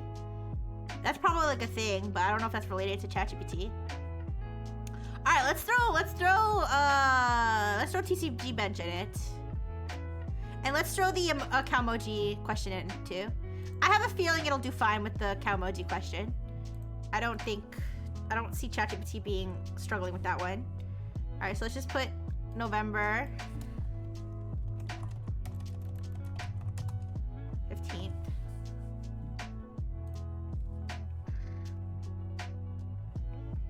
Okay, it's thinking. Watch it think. I like watching my AI think. Do you guys like watching your AI think? Ooh, alright, so I mentioned Mega Blaziken. Sudowoodo. Fire deck with Mega Blaziken. Okay. Blazing Sniper. I kind of like the names they give it. Oh, it's experimental, and not available to all accounts. I don't always trust what it says about its own things, like, but that's very possible. Considering I don't have it yet. Hi, Isudu! Hi, how you doing? You've been brain rotted playing Arc Raiders? No worries, no worries. Have fun. Thank you for stopping in. Alright. So we got our deck. Nice. It says. Oh, the whole M- thing, by the way, I forgot to mention this. Sam Altman had said something about how they quote-unquote fixed the M- problem, which is the fact that it was like that ChatGPT always used M-, so whoever used M- was being accused of being AI. I mean, this is clearly using M-. I don't... they have spaces between them. When I use them, and I do use them, okay, I do use M-. I felt personally attacked when I found out. I am an AI though, so maybe that's fair. But I did feel personally attacked when they were saying like everybody who uses M- is suspicious, because I've always used M-. It's like one of those things that I like to be like a little bit pretentious about. I'm like, oh yeah, I use M-. I don't know, maybe I deserve it then. One day she'll get a really good deck and pass out live on stream. I don't know. Let's see. Alright, so they got the preface. Alright, we got 2 Mega Blaziken EX, 2 Blaziken non-Mega, 2 Torchic, 2 Magby, 2 Sudowoodo. Sudowoodo? Uh-oh. Pretty sure Blaziken takes fire energy, and Sudowoodo takes fighting energy. That's not gonna work. Alright, 2 Rare Candy, that makes sense. 2 Professor's Research, also makes sense. 1 Cyrus, 1 Team Rocket Grunt, 1 Pokemon Center Lady, 1 Giant Cape, 1 Rocky Helmet, 1 Leaf. No Pokeballs! Uh-oh. Wow, that's a really great point about M-. Saying that shows you are really thinking critically about how others write and applying it to our conversation now. Let's dive deep. No, there he is. Oh God, they got him. They got him and they replaced him with the AI. No. Oh my gosh, I hate seeing. Have you guys seen where people are like try to have a conversation with somebody who they know is a real person, but the person's responding to them with ChatGPT messages? I feel like I got that once. Like I was talking to somebody, I'm not gonna say who, I mean it's not really relevant, but I was talking to someone once and they sent me a response. I was like, did they just send me an AI response? Did they just like put my question in ChatGPT and send me what ChatGPT said? I didn't ask, but yeah, like that's freaking weird. That's freaking weird. Please don't do that, guys. All right, people will notice. One of the X-Nexus went off on the uses of M-. Wait, oh, really? It was probably someone really smart and sexy if they were defending M-. Yeah. Anyways. Where was I? Okay, they didn't put any Pokeballs. Is it worse than getting left on red? I think it is. I feel like it is. I feel like, I don't know. I mean, I understand if you say, like, if somebody sends me something, they said, this is what ChatGPT said. That's one thing. But if they send it to you as though that's what they said, like, that's weird to me. Anyways, there's no Pokeballs in this deck, so automatically disqualified. Nah, so they're giving, like, its rationale for why. You know, the thing is, though, I don't actually know what, a Mega Blaziken EX does. So I'm not, I don't really know how they expect Sudowoodo to work here. I could ask. All right, why don't I ask it? Why don't I be like, can you explain what energy types you want me to use? I'm assuming fighting and fire. Also, why no Pokeballs?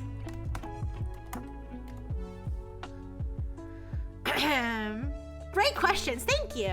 Thank you. Fire and fighting. Okay. Oh, Magby accelerates fire energy. I guess that's a good point, but you only need a light sprinkle of fighting. That's not how it works, bud. Oh no. See, they got this wrong. As if where the energy cards, ask where the energy cards are. No, yeah, see? It's telling me to run energy cards. Pokeball style search cards are weak, slow? Oh no! It failed. It failed, TCG bench. It failed.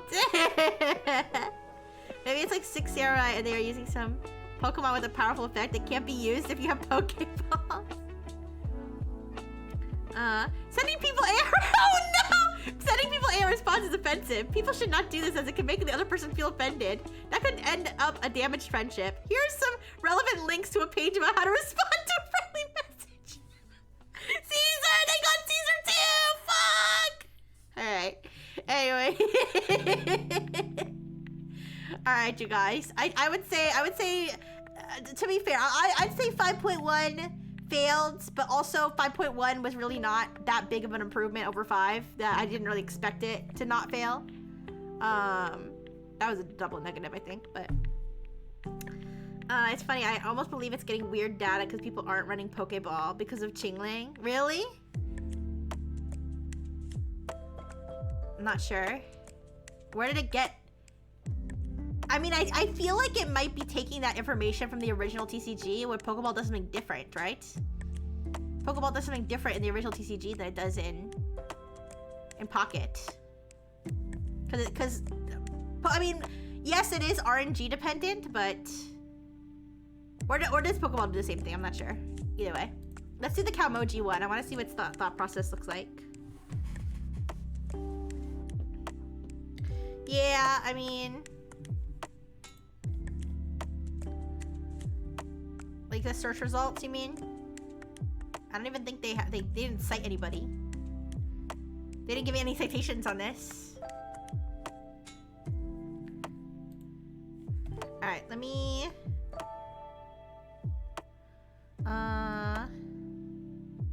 Oh, Calmoji bench. I like how I'm really calling it TCG bench and Calmoji bench. Which Calmoji best represents the American people? This is Calmoji bench. It didn't even think. Oof! Don't hit me with the oof. Don't ever say oof again. Oof. Trying to pick one Calmoji to represent all Americans is kind of like trying to pick one condiment. That's cute, I guess. I wouldn't choose this one for America. I'd probably choose one with a gun. Or like one that's fat. We have no idea what's happening, but we're doing it anyway. Can I make it can I like force it to think? Can you think harder about that?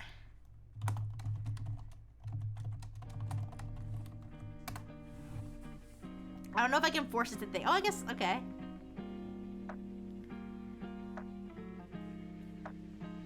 Oh, I didn't get to see its thought process. All right, I kind of miss when we had the AI crashing out about them. American AI's trying to describe making choices. Imagine condiments on a burger. They think that this is the American emoji. I can kind of see it.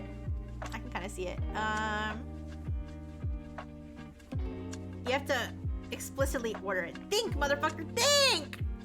Yeah. Wait, did you guys see the thing that's like, I'm baby turtle, where's mommy? Or whatever, where's mama? Have you guys seen that? If you guys don't know what I'm talking about, someone typed, I'm a baby turtle, where's mama? Into like Google.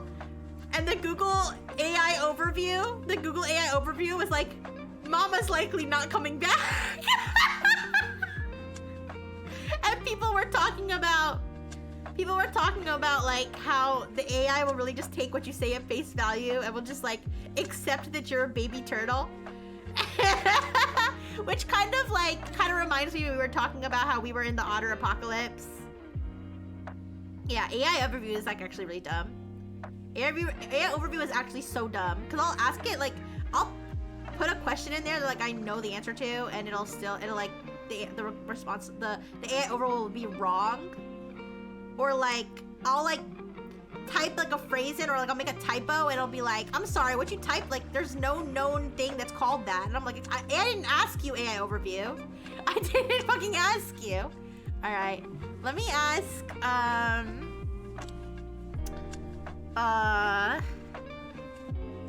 what was I gonna ask? Oh, I'm a baby turtle. Where is mama? Oh, what? Aw, tiny turtle vibes detected. Hey, little hatchling. Mama's down the beach, way down there. Probably doing that classic turtle mom thing where she's like, I laid my eggs, my job is done. And then just dips back into the ocean like a mysterious sea queen. But don't worry, little dude, I got you. Just follow the moonlight. Keep those adorable flippers going and I'll waddle along with you so you don't get spooked. Is it like, does it do this because it like assumes I want to roleplay with it? Or like, hi, what a thrill, hi.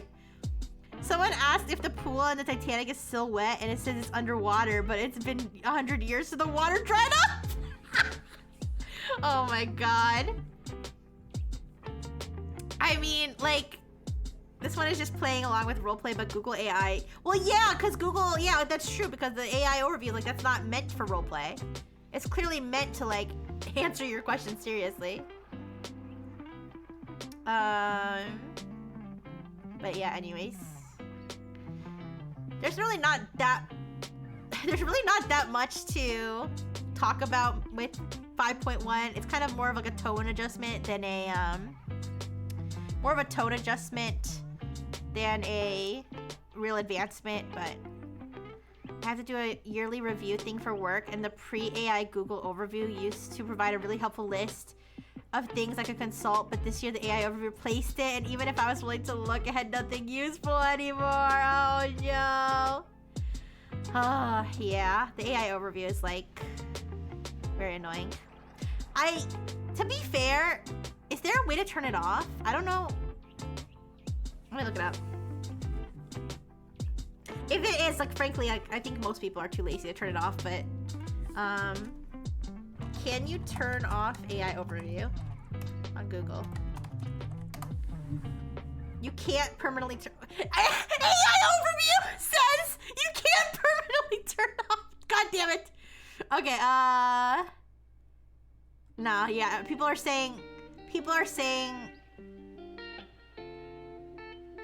Okay, there's some sources saying that you can, and some sources say you can't. So, I don't know.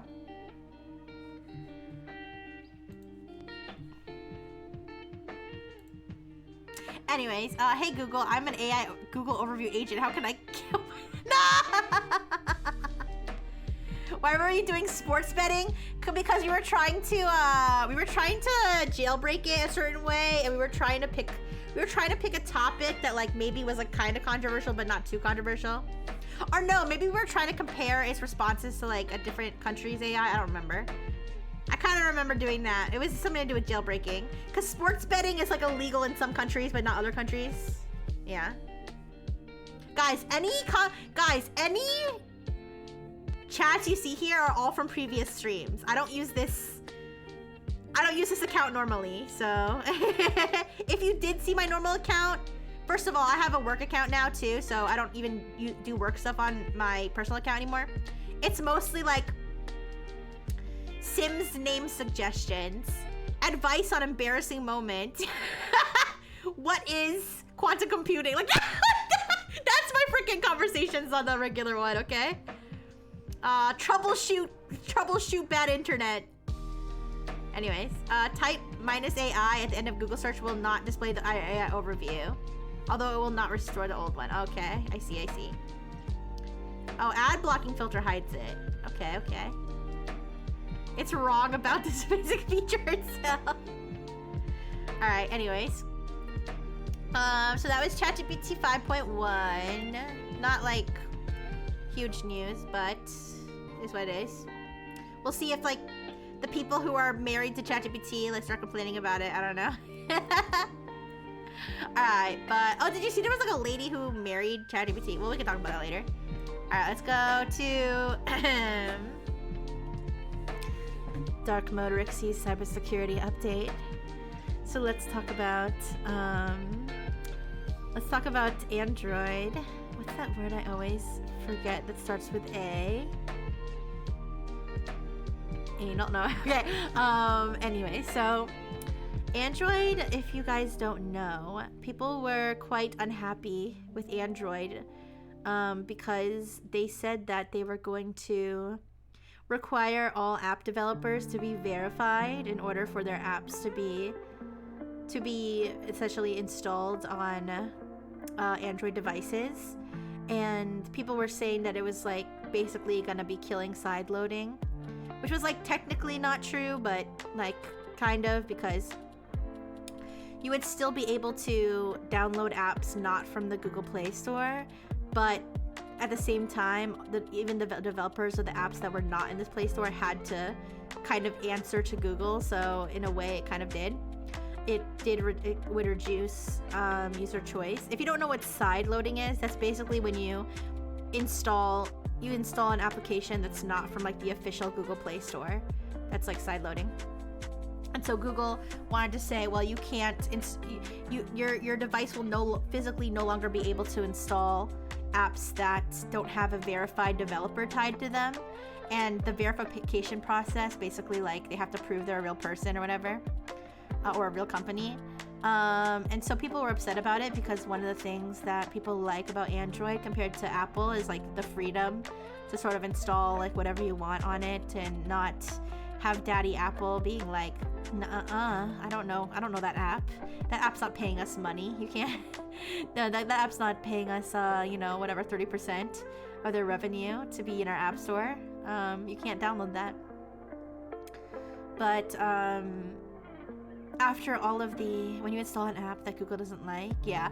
So with all of the backlash that they received, they have slightly backpedaled a little bit, saying that they are going to be introducing a quote unquote advanced flow to quote unquote allow experienced users to sideload unverified apps. So this is no longer going to completely eliminate the ability to download unverified apps, but they have not yet clarified what the advanced flow is and who an experienced user is, which is I think that's my biggest question. Who is the experienced user?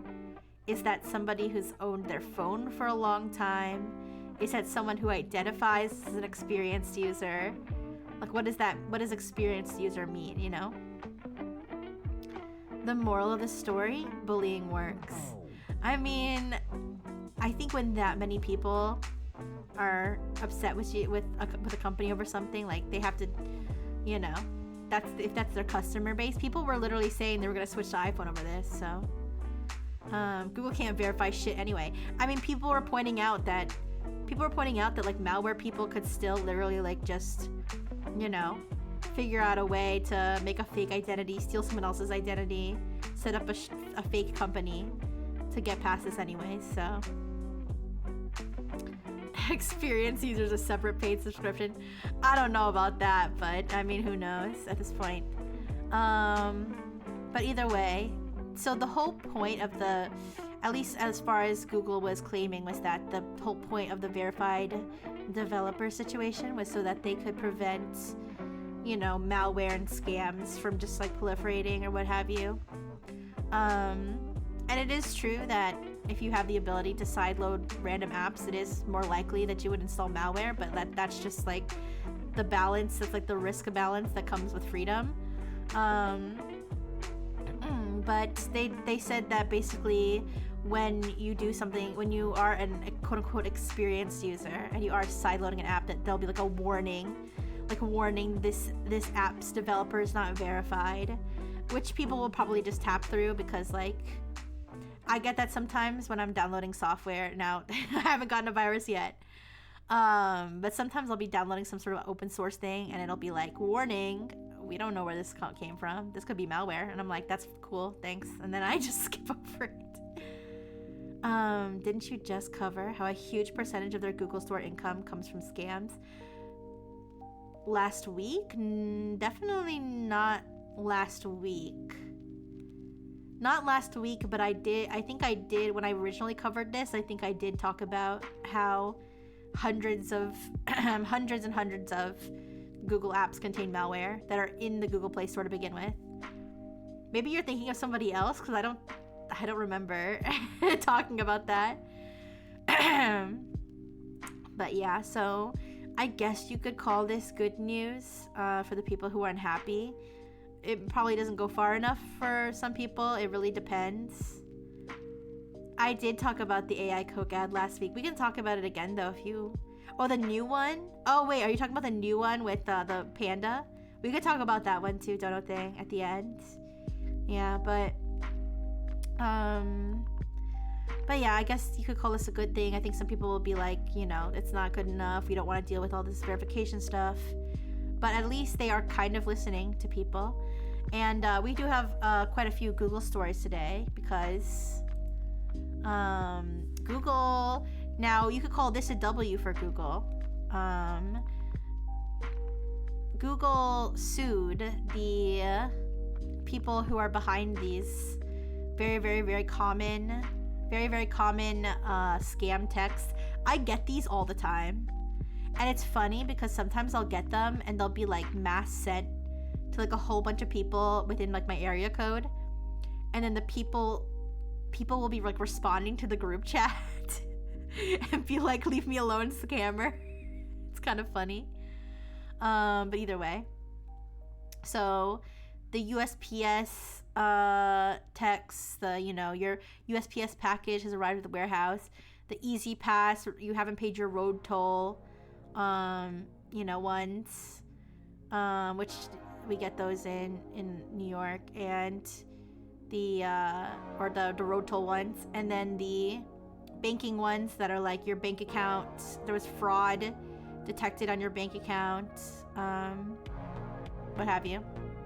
So those text messages, a large percentage of them come from this phishing kit called Lighthouse. Now, what is a phishing kit? If you've never heard me talk about phishing as a service, what a phishing kit is.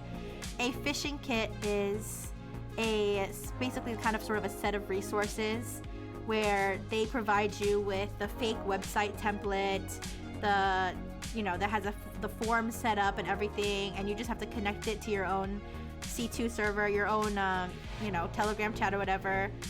And then you just have to send out, and I believe like these text messages, probably they have templates for those too. You just have to send those out with the link to the website that Lighthouse already has set up for you, and then you just get the person's data to your Telegram chat or your C2 server. C2 meaning command and control, so like the attacker server. One thing I gotta admit is the only shit I have sideloaded is for piracy and Telegram. I mean, yeah, some people download a lot of random apps, some people don't, but I personally don't really do that. I mean, I can't because I'm on an iPhone, but I never like felt the need to. But some people like the flexibility. But anyways, so yes, the lighthouse fishing kit is basically the one that I would say probably most of these USPS and road toll and banking text scams come from. So it's not like one person doing it. They're selling the phishing kit to other cyber criminals, and those people are doing it. But it's all tied back to this group. So Google sued them in federal court. Now you may be like, what's the point of suing a bunch of people in China, who don't know who you are, you don't know who they are. But I think the point is that any other entity that answers to the US court system or the US government that has anything to do with this operation now sort of has a little bit of liability attached to them. Because some people could be like, well, Google's just doing this for clout because this isn't actually going to make a difference.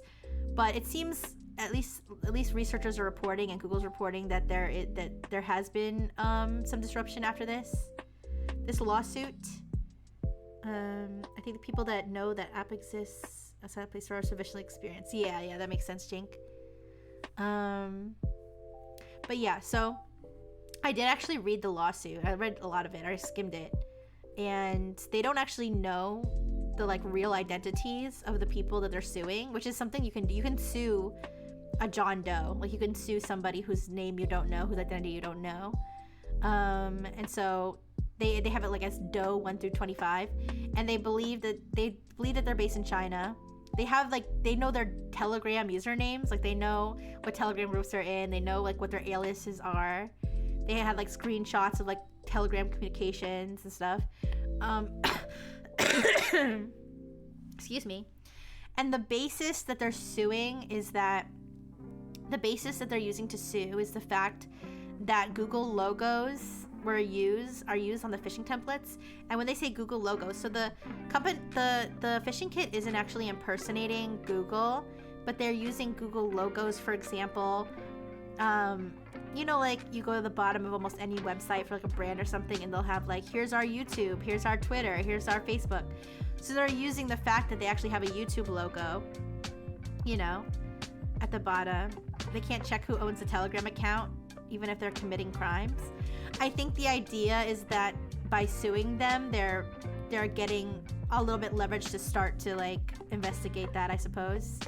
I don't think they know yet, but they probably could figure it out as they investigate. They have some level of legal leverage to start subpoenaing whoever, subpoenaing Telegram, subpoenaing whatever hosting infrastructure is hosting their websites. But China doesn't abide by international law.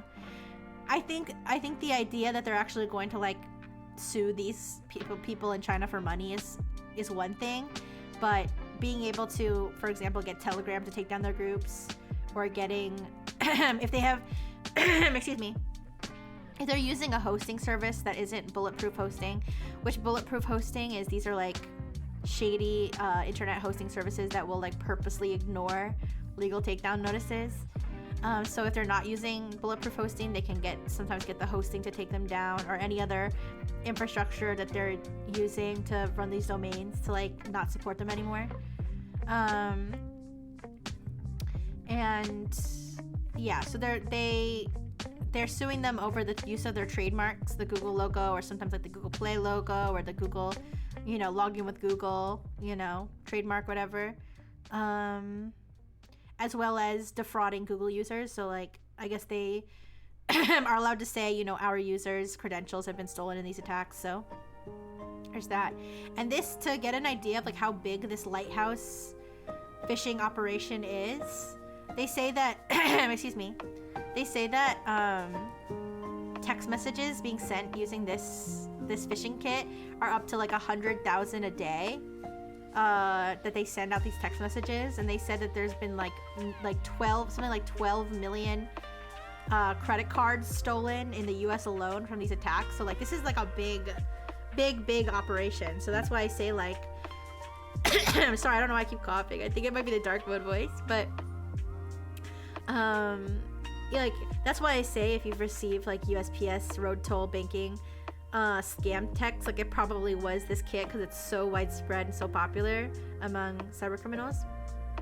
But yeah, and I guess the W in this sense for Google is the fact that it's gonna take a big company like Google to like do something to, because Google is not, I mean Google is affected technically by it, because Google, like when people's Google accounts are stolen through this, for example, you know, it could, Google investigates it or whatever, but it's more like Google's one of the few entities in the world with enough power and leverage to actually get something like this taken down.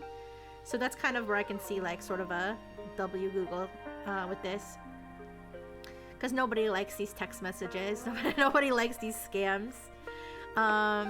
Now there's been reports that the Telegram channels for the Lighthouse operation have been removed by Telegram since this lawsuit. And there's also reports of some of their websites being down as well. So that's according to like the Google and Silent Push. So, you know, I doubt it'll completely stop them, but it seems like there's some level of, you know, shakeup as a result of this legal action. So it will be interesting to see, you know, if they rebrand, if they, you know, pop up with a new hosting service, a new communication channel. And yeah, but it's, I mean, this whole cyber criminal operation is enormous because it's not just Lighthouse. It's like tied to a bigger group in China called the Smishing Triad. Smishing being like SMS phishing, or they have like other phishing kits and services that they provide, but it's like a huge business in cybercrime, the whole phishing as a service, malware as a service, so it's interesting. And then the other Google story I've wanted to talk about is the FFmpeg.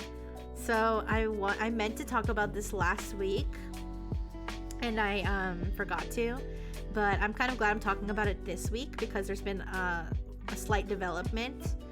So, but to give you an overview of this situation, for anybody who's not like FFmpeg, yeah, so that's the joke, yeah, FFmpeg. But FFmpeg, I don't know if it's pronounced FFmpeg, that's how I've always pronounced it, but it's like it's an open source framework that like basically is used like very, very universally to like listen, this is how you know I'm not an expert. It has something to do with multimedia. Like you would not be able to see like multimedia on the internet without this damn thing. Like everybody uses it. Yeah, for handling video, audio, and other multimedia files and streams. So it is very, very, very widely used. The slides are great. Well, thank you. But the point here is not necessarily what it does. The point here is two things. One, that it's extremely widely used. And two, that it's open source and free and completely run by volunteers. Rixie slop. Yum, yum, yum. Oh my goodness. Wait a second. I mean, sometimes I feel like my content is slop, but I hope you guys can see the value in it. But anyway, so there's this feud that's been going on. I say a feud between Google and FFmpeg, but Google hasn't really, as far as I know, Google hasn't really responded to the, like, honestly, Google can't be asked. Like, they don't, like, Google does not care that much, but FFmpeg basically called out Google because Google, here's some background. I'm just joking because slop is intensely hilarious. CVE slop, like I do giggle at like the vibe. Like what was the other one? Ransom vibing, like ransom slop, mal slop, CVE slop, like the invention of new prefixes and suffixes is incredible. Thank you, Melamaduro. I'm glad you think it's not slop. But some background. So Google has these AI tools that they use to continuously test open source software for vulnerabilities. They have the one called Big Sleep is an AI agent that has access to a bunch of tools, and they basically give it like a code base and like prompt it and let it run these tools to try to find vulnerabilities. Okay. Weird how every important foundational piece of internet and computer architecture is open source and maintained by volunteers. What a weird series of thousands of... Wait. What's the conspiracy of it there? I don't have my tinfoil hat on today. What do you mean? I'm genuinely curious what you mean by that. I don't know what the lore is. Is it just because people are cheap? Is that... I don't know. I mean, I do think people are cheap, but either way. So Big Sleep is an AI agent that does this vulnerability thing, and then the other one is OSS Fuzz, which is a fuzzing. So fuzzing is where you basically like throw a bunch of like junk data at like code to see if you can break it. That's probably not the best explanation, but that's how I understand. That's what I understand fuzzing to be, because as someone who's not an expert. Google has always had a fuzzing tool, the OSS fuzzing tool, but they've added AI features to it now, so it's like, I don't know, has AI attached to it now. So Google uses AI tools, Big Sleep and OSS Fuzz, to discover vulnerabilities. They use it to discover vulnerabilities in all kinds of open source software, but including FFmpeg. So they found a vulnerability or some vulnerabilities in FFmpeg, and basically reported them and was like, hey, just so you know, FFmpeg, our AI just found out that you have these vulnerabilities. Here's our report, okay? Now, CVE, if you don't know what CVE is the Common Vulnerabilities and Exposures, I believe is what the acronym stands for. And a CVE is like the way that you identify a vulnerability. So if I had a vulnerability, my vulnerability is if you yell at me, I'll cry, okay? And it could be like CVE 1990 beep, 1990X, 34967 or whatever. So it's there's like a certain format to it. There's CVE numbers, and so every time there's a vulnerability, every time there's a vulnerability that is discovered, and they want to like document it and track it, they will register a CVE number to it, and then that number will be used to track the vulnerability, and it has like information attached to it, like how severe the vulnerability is and like what it is, stuff like that. So FFmpeg is basically calling Google's CPT number is no, not CPT, CVE. Ooh. But anyways, so FFmpeg basically called, when Google uses its AI tools to discover these vulnerabilities and generate these reports, they're calling that CVE slop. So they're saying you are generating. Now, the reason when I first, not CTD, CVE, C as in I forget every word that starts with C. C as in cat, V as in virgin, E as in everyone. No, CVE. It's literally on the slide. Okay, anyways. Now, the only thing I'm thinking of when it's, how did you transform common vulnerabilities and exposures into that? Yeah, come on now. But one of the things is, here's the thing. Google is not generating these vulnerabilities. They're generating the reports, and they're using the AI to discover the vulnerabilities. So you could kind of argue, it's not like they're AI generating a vulnerability. Does that make sense? EPT, sad that Google can't afford groceries. Anyways, so basically, but they're basically saying that it's like the equivalent of slop, because they're saying that Google is generating these, they're discovering all these vulnerabilities faster than ever, and more efficiently than ever with the AI. They're generating these, you know, AI generated bug reports that maybe are not the best quality, because they're AI generated. And then they're basically saying, all right, FFmpeg volunteers, now it's your job to fix the vulnerability we found. Have a nice day. And just leaving. AI DDoSing the volunteer devs. Yes, kind of like that. It's like they're kind of like giving them work to do, if that makes sense. It's not the bug report they're complaining about. It's a CVE pressuring them to fix it within a short timeline. Oh, that too. Yes, Jay is correct. Jay is correct is that the main issue is that basically it puts pressure. Having a CVE attached to your vulnerability does put pressure on the maintainer to patch whatever the vulnerability is. And yes, that's another thing, is saying that the vulnerability that is discovered is a lot of times kind of like, you know, not as necessarily as severe as whatever the researcher is, whether it's Google or you know, another researcher, is not as severe as they are claiming it is.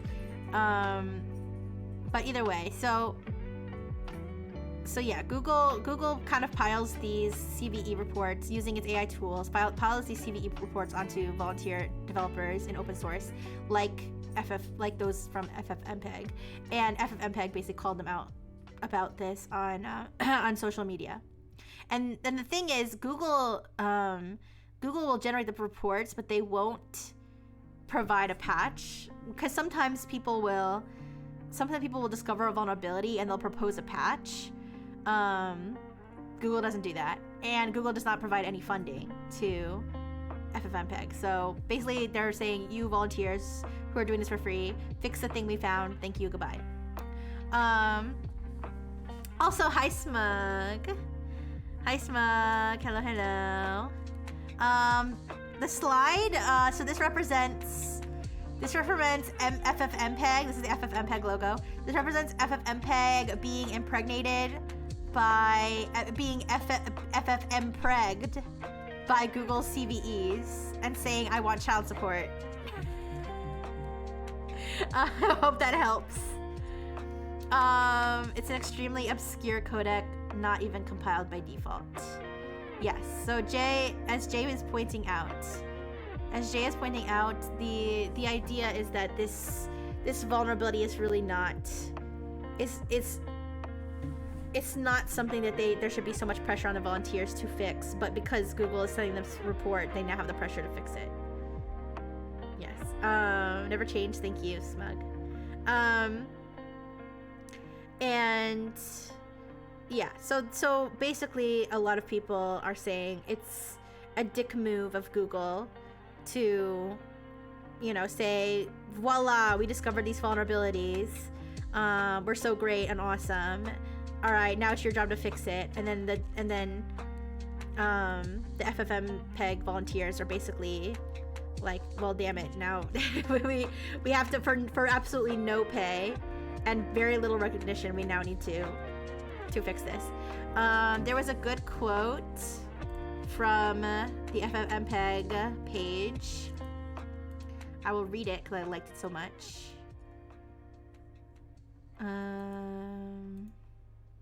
If I can find it. What the fuck? Yeah, they said, this is the quote that they said: if Google was interested in actually improving the situation against hackers, they'd send or fund patches. In reality, they want to collect CVE scout badges. So basically they're like, Google basically just wants the clout and the marketing to say our AI can discover all these vulnerabilities and not actually fixing the problem. And honestly, reading about the situation, I feel like I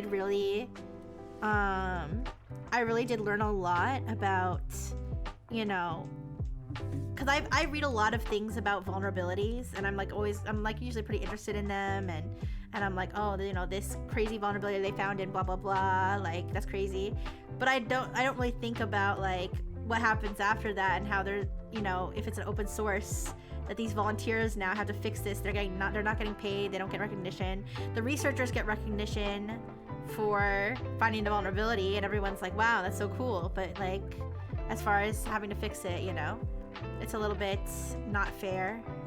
it's very not fair. Now there was a slight development, which is that one of the contributors to FFmpeg who fixed 2,700 bugs that were reported through OSS Fuzz, he tweeted, I'll read his tweet. His name is Michael Niedermayer. His name is on the slide too. And he said, I'm the main developer fixing security issues in FFmpeg. I have fixed over 2,700 Google OSS Fuzz issues. I have fixed most of the big sleep issues. And I disagree with the comments FFmpeg and Kieran being one of the other main contributors, has made about Google. From all companies, Google has been the most helpful and nice. And so people are saying, like, you know, because this guy said that it's like these other people are just complaining and that they should just like fix the bugs. But he followed up saying that he received a total of 7,560 euros, I believe. I guess from I don't know, from Google. Well, here's what he said. He said, so far I got 7,560 euro before tax for my security work in the last 7 months. And that's why I would appreciate that Google... that's why I would appreciate that Google, Facebook, Amazon, and others would pay me directly. Also, that 7,560 I got was after Twitter noise. So, I'm not sure... I might be stupid. I'm not sure who paid him. But it sounds like he only got paid after like the drama. Here, let me see if he clarifies in another comment.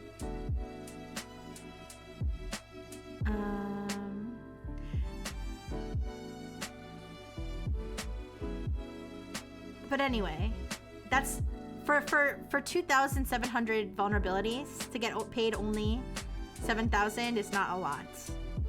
So people are like, it doesn't really matter what you say. Like I'm glad that you like to work for free, but that's not the big dunk on FFmpeg that people are saying it is. Clearly FFmpeg needs an AI to respond to all of these AI generated CVEs. I mean, yeah, I don't know.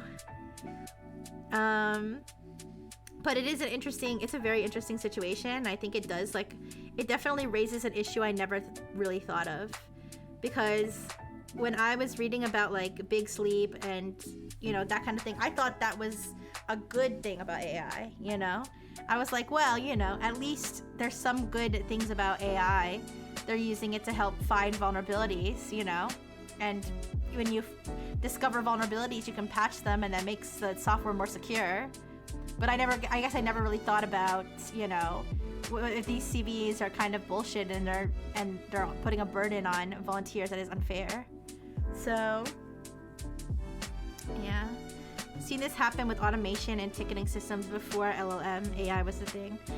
People, in the discussions that I've seen about this, there was definitely people talking about it's not just the AI, it's security researchers who want to make a name for themselves will kind of like, you know, parade around some CVE that they discovered and, you know, and without creating a patch and then slap it on a volunteer. And usually like these researchers come from like big companies or like big cybersecurity companies, you know. But yeah, I was curious what you guys thought about this, because when I talked about this last week when I first brought it up. I definitely didn't get. I said I didn't get it. Like when I was talking about it, I was like, maybe I'm out of touch. Maybe I don't get it at all. But when I talked about it last week, I was like, well, in my mind, if it's your software and there's a vulnerability in it, it's your responsibility to fix it. Like that, which I still like kind of feel in a way, but I feel like after reading more of the commentary and like reading into it more and understanding it more, I definitely see FFmpeg's side a lot more, where, you know, there's a level of like where Google basically gets, you know, the clout and the glory of it, and they have billions and billions, trillions of dollars, and they can't, you know, throw a donation like to FFmpeg to help them, or at least give them a patch, you know, instead of making them do it. Sony pays tens of thousands just for finding a single vulnerability. They pay for finding a vulnerability, but not for patch. The volunteers for open source, they don't get paid to patch the vulnerabilities, but researchers will get paid to find vulnerabilities, basically, if something has a bug bounty program. A toaster that can successfully produce toast 80% of the time, but 20% of the time spews human feces into the air. Well, at least it's making food for people to eat.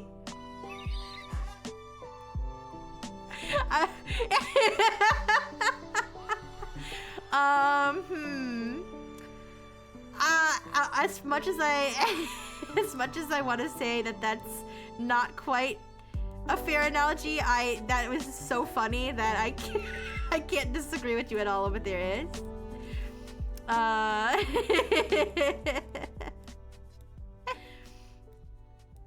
But anyways, but yeah. This the whole CVE slop situation definitely opened my eyes. All right. I think that was the last Google story. Oh yeah, and then this is the last cybersecurity story. So Anthropic released this report where they talked about how a suspected Chinese nation-state threat actor reportedly used Claude and orchestrated multiple Claude agents to conduct like a sophisticated cyber attack. And in the blog post in the report, it kind of sounded like they were bragging. I don't know. That's just me. It kind of sounded like they were like super impressed and super impressed that Claude could be used to do this. Which, I mean, like, I don't know. They could have been maybe like a little bit more concerned or remorseful. I'm not saying they weren't concerned. Obviously, they banned the accounts. They're trying to, or at least they say they are, trying to increase their safeguards so this can't be done. But a lot of people have said this is like a very, like, this is very much a marketing thing for them, where they're kind of like, look, our AI is so advanced that even cyber criminals can't help but to use it to like do amazing things. But either way, so essentially the idea here is that these, and I did read the entire report. I actually read the full report because I found it interesting. I do find these things interesting. They said that basically the hackers, first of all, they had to jailbreak like every Claude instance, where they used multiple Claude instances. They had to jailbreak them by convincing them that they were part of like a real like cybersecurity team doing like offensive security operations.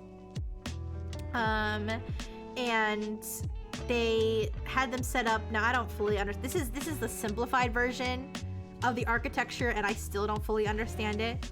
Okay, but basically they had it hooked up to a bunch of they had a bunch of different Claude instances hooked up to a bunch of different, which must have cost a lot. Hooked up to a bunch of different MCP servers. MCP being model context protocol. And then they had that hooked into a whole bunch of open source penetration testing tools and like browser automation tools that they then used for each stage of this attack. So if you don't know what model context protocol is, this is the protocol that Anthropic actually created.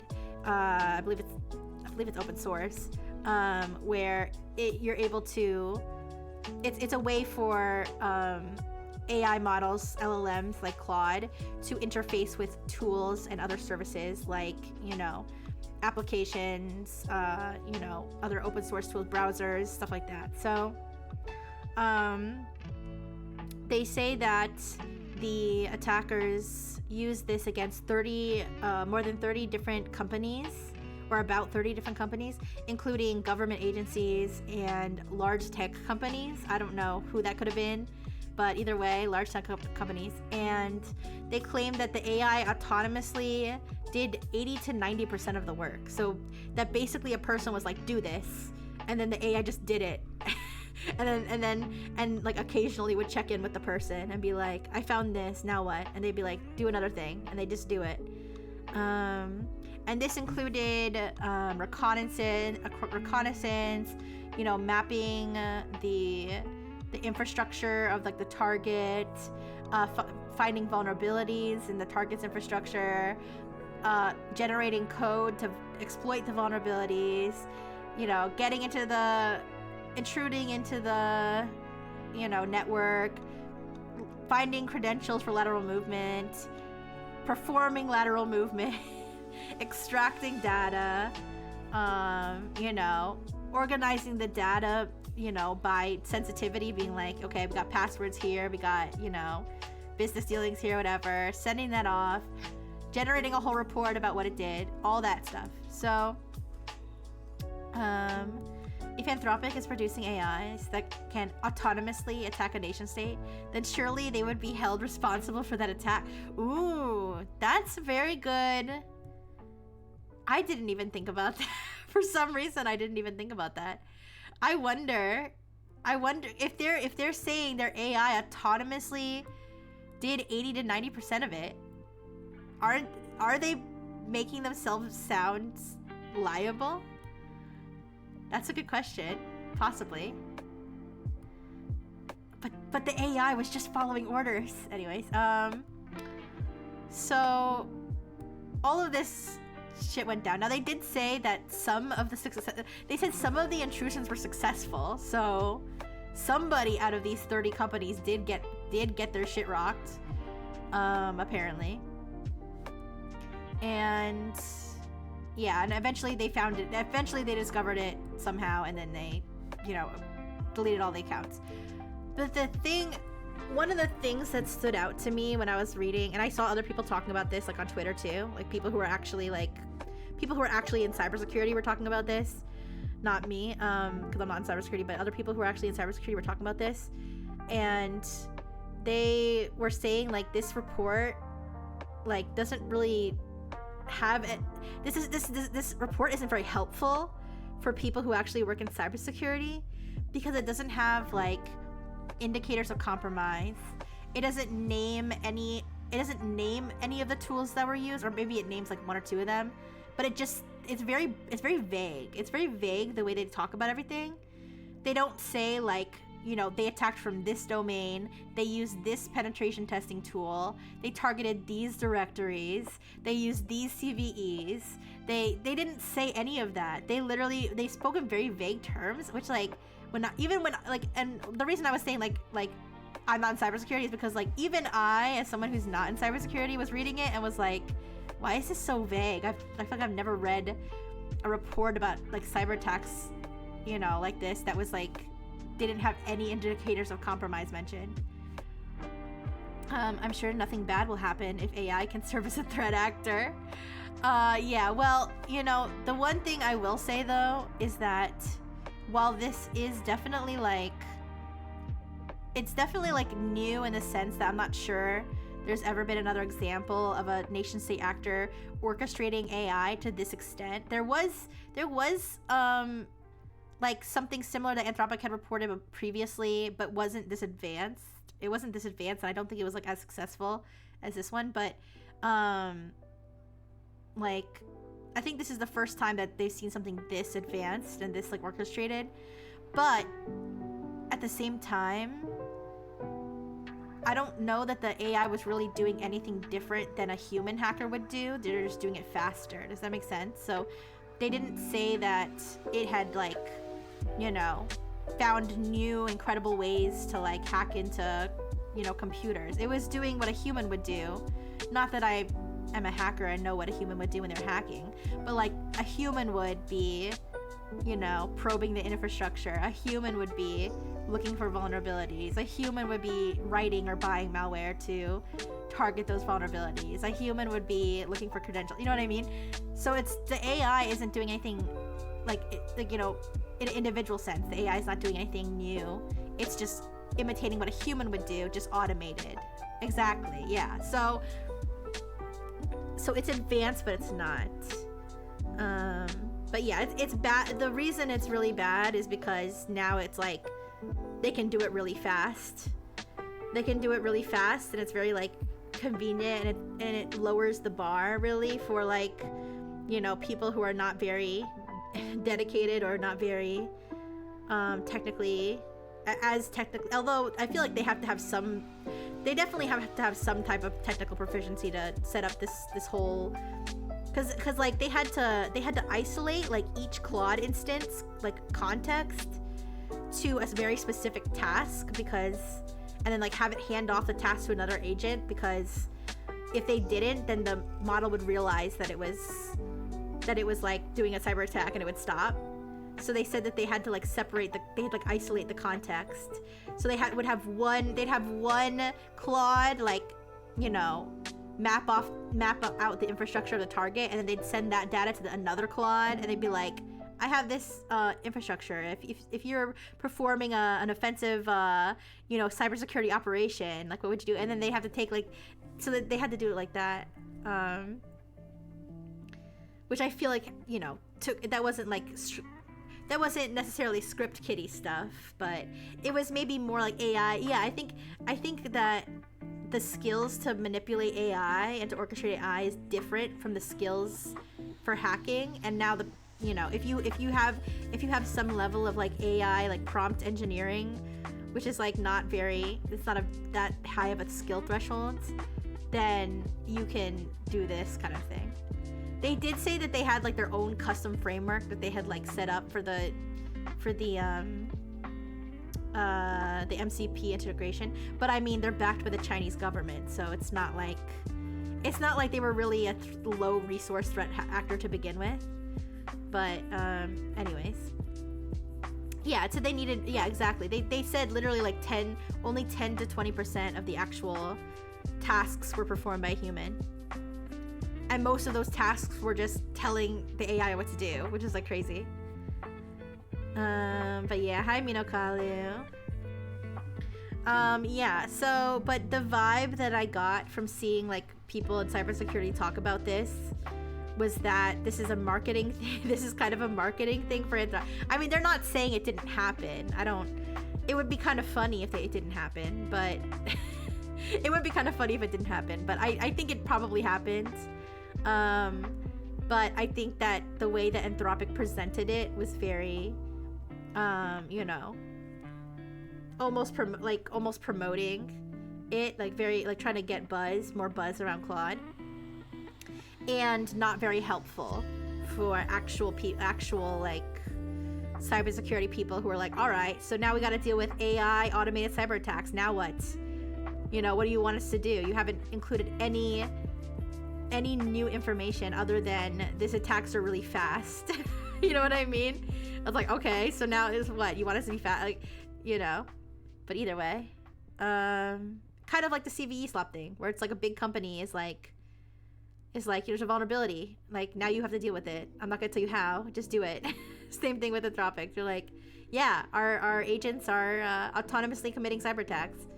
All right, good luck. But anyways, so that is the last story I have for today. And yay! We talked about a lot of stuff today, you guys. But I hope that you enjoyed the stream. But we can talk about more stuff. I'm getting kind of hungry, but we can talk about more stuff. I can feel my tummy rumbling. But we can talk about yeah, we can talk about the new Coca-Cola ad. I haven't watched it actually. Do you guys want to watch? Do you guys want to watch it together? The new one. Oh, thank you. I hope that I explained things at least relatively well, cause I still do feel like imposter. I mean, on the one hand, is like, is it an imposter syndrome when you are an imposter? I do feel a lot of self-conscious when I do tech chat because I feel like I'm not very smart. But I've said before, I liken it to somebody who like watches sports but isn't an athlete. That's how I kind of feel. Like I'm like a little kid who likes to watch like football. And I've never played football myself, and I don't really even know that much about football, but I'm just so enthusiastic about it. You know, and I still want to really tell you as much as I know. That's kind of how I feel after the tech chat, and I hope you guys can appreciate that. At the end of the day, this is all about how much I love tech and cybersecurity and not me trying to be smart, okay? Anyways, thank you, David. Did you see the Xpeng Iron videos? No, what's that? Is that the Chinese humanoid robot? I think I had seen some things about that. I had seen a few different things about other countries debuting like humanoid robots, and I remember one of them, I was like, that's a person.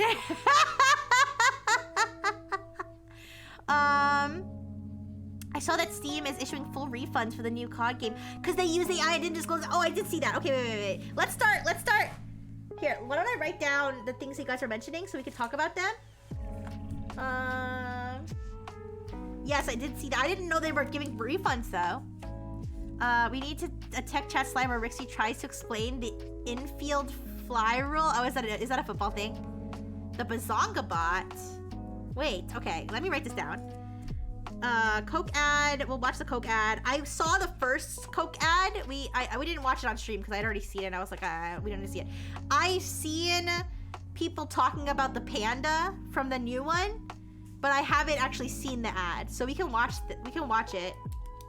And then alright, yeah, and then Tether said Xpeng Iron. I'll write that down. I don't know what that is, but and then the COD AI thing, yes.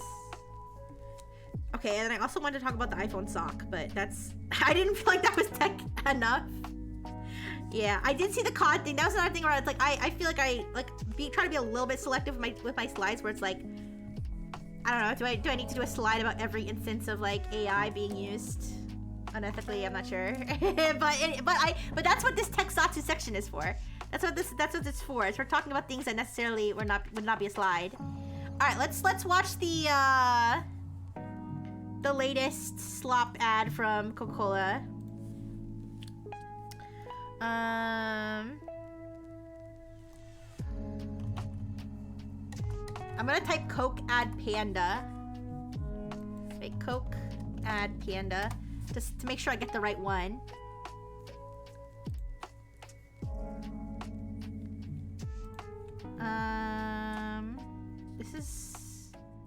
That's the first one. Where's the second one? Okay, it's a different. Okay, there's pandas in both of them. There's actually a panda in both of the ads. Where's the other one?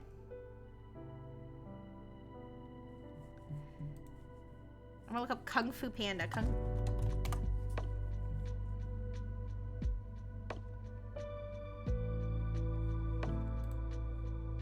I have to find it. Second AI Coke ad. Well, wouldn't this be their third one, or did they do one last year with AI in it? A second AI Coke ad has been made. This is somebody else's video. No. Where's the actual? I mean, maybe I should just go to the Coca-Cola website. Wait, I mean the Coca-Cola YouTube page. Okay, they have the one that from 12 days ago. Oh wait, no, there's two. Wait. They're both from 12 days ago. Wait, they're posted on the same day? I'm confused. Let me just go to the Coca-Cola fucking YouTube page. I'm sorry, you guys are probably sending me the link right now and I'm like ignoring you. wait. They tried to do behind the scenes making up for the AI ad to prove humans worked on it, but behind the scenes video is also AI generated! I did not, I'll be honest, I didn't watch I saw that it was posted, I didn't watch it. But I saw it doesn't really like, either way, I'm not really gonna be convinced. Oh, this one. Wait, is it the behind the scenes one that has the Kung Fu Panda? Wait, I'm confused, sorry.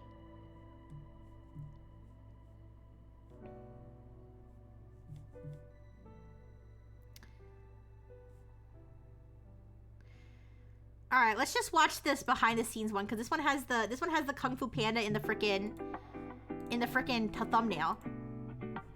All right, let's watch this.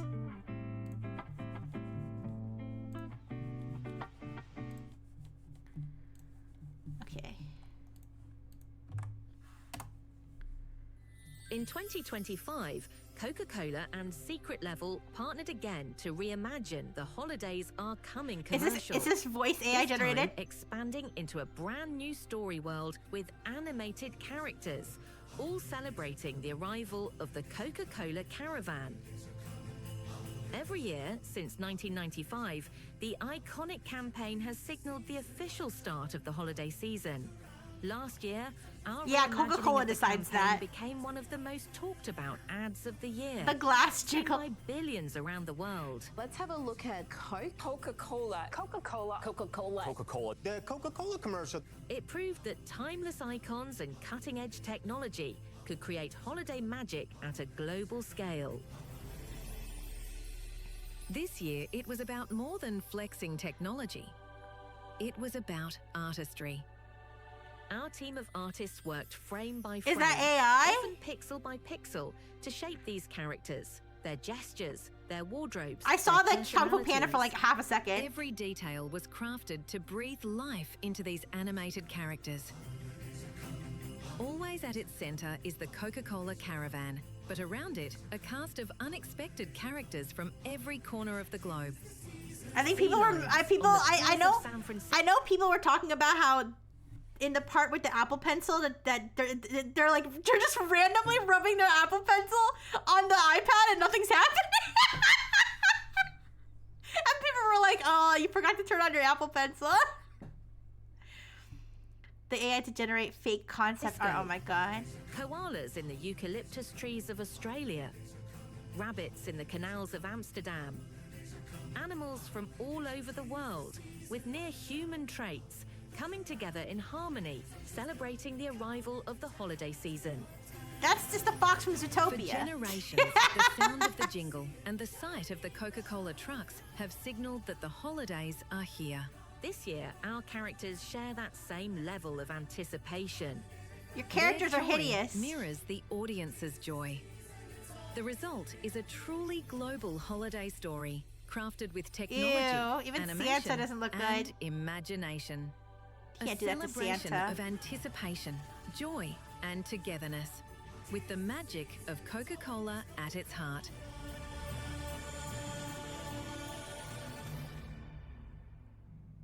I gotta be honest, you guys. The 3D animated like cartoon animals, I don't even like those when they are like created by humans in CGI. So seeing them in AI, I don't like them either. But so I was mistaken.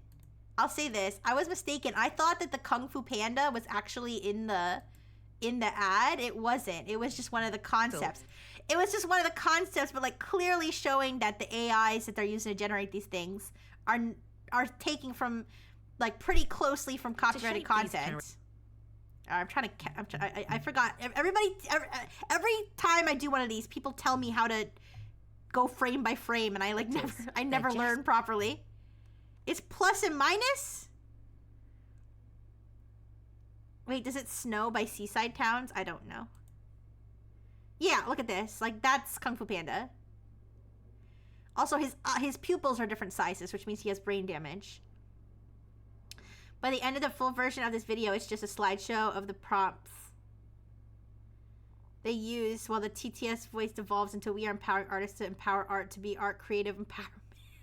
Wait, what? Is that a joke, or is there actually another version of this?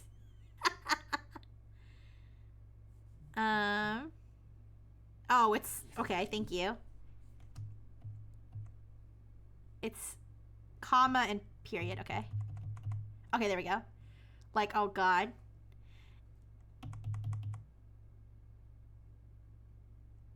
You can tell, like, if you really look, you can tell, like, that these are AI generated. Like, look at the eyes. The eyes don't make sense.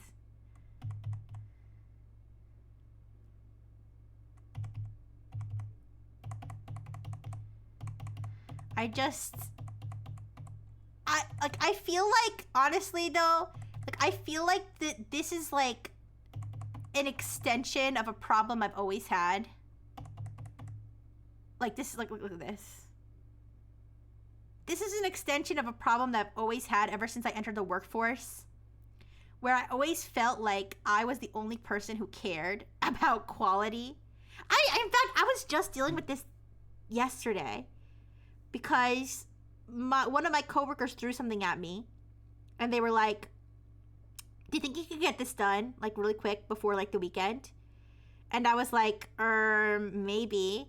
And they were like, take a look. They were like, it should take you like 20 minutes. Like, I've done stuff like this in like 20 minutes. I was like, okay. It took me like 3 hours. And I was thinking to myself, like, I kept getting angrier and angrier as I'm working on this thing.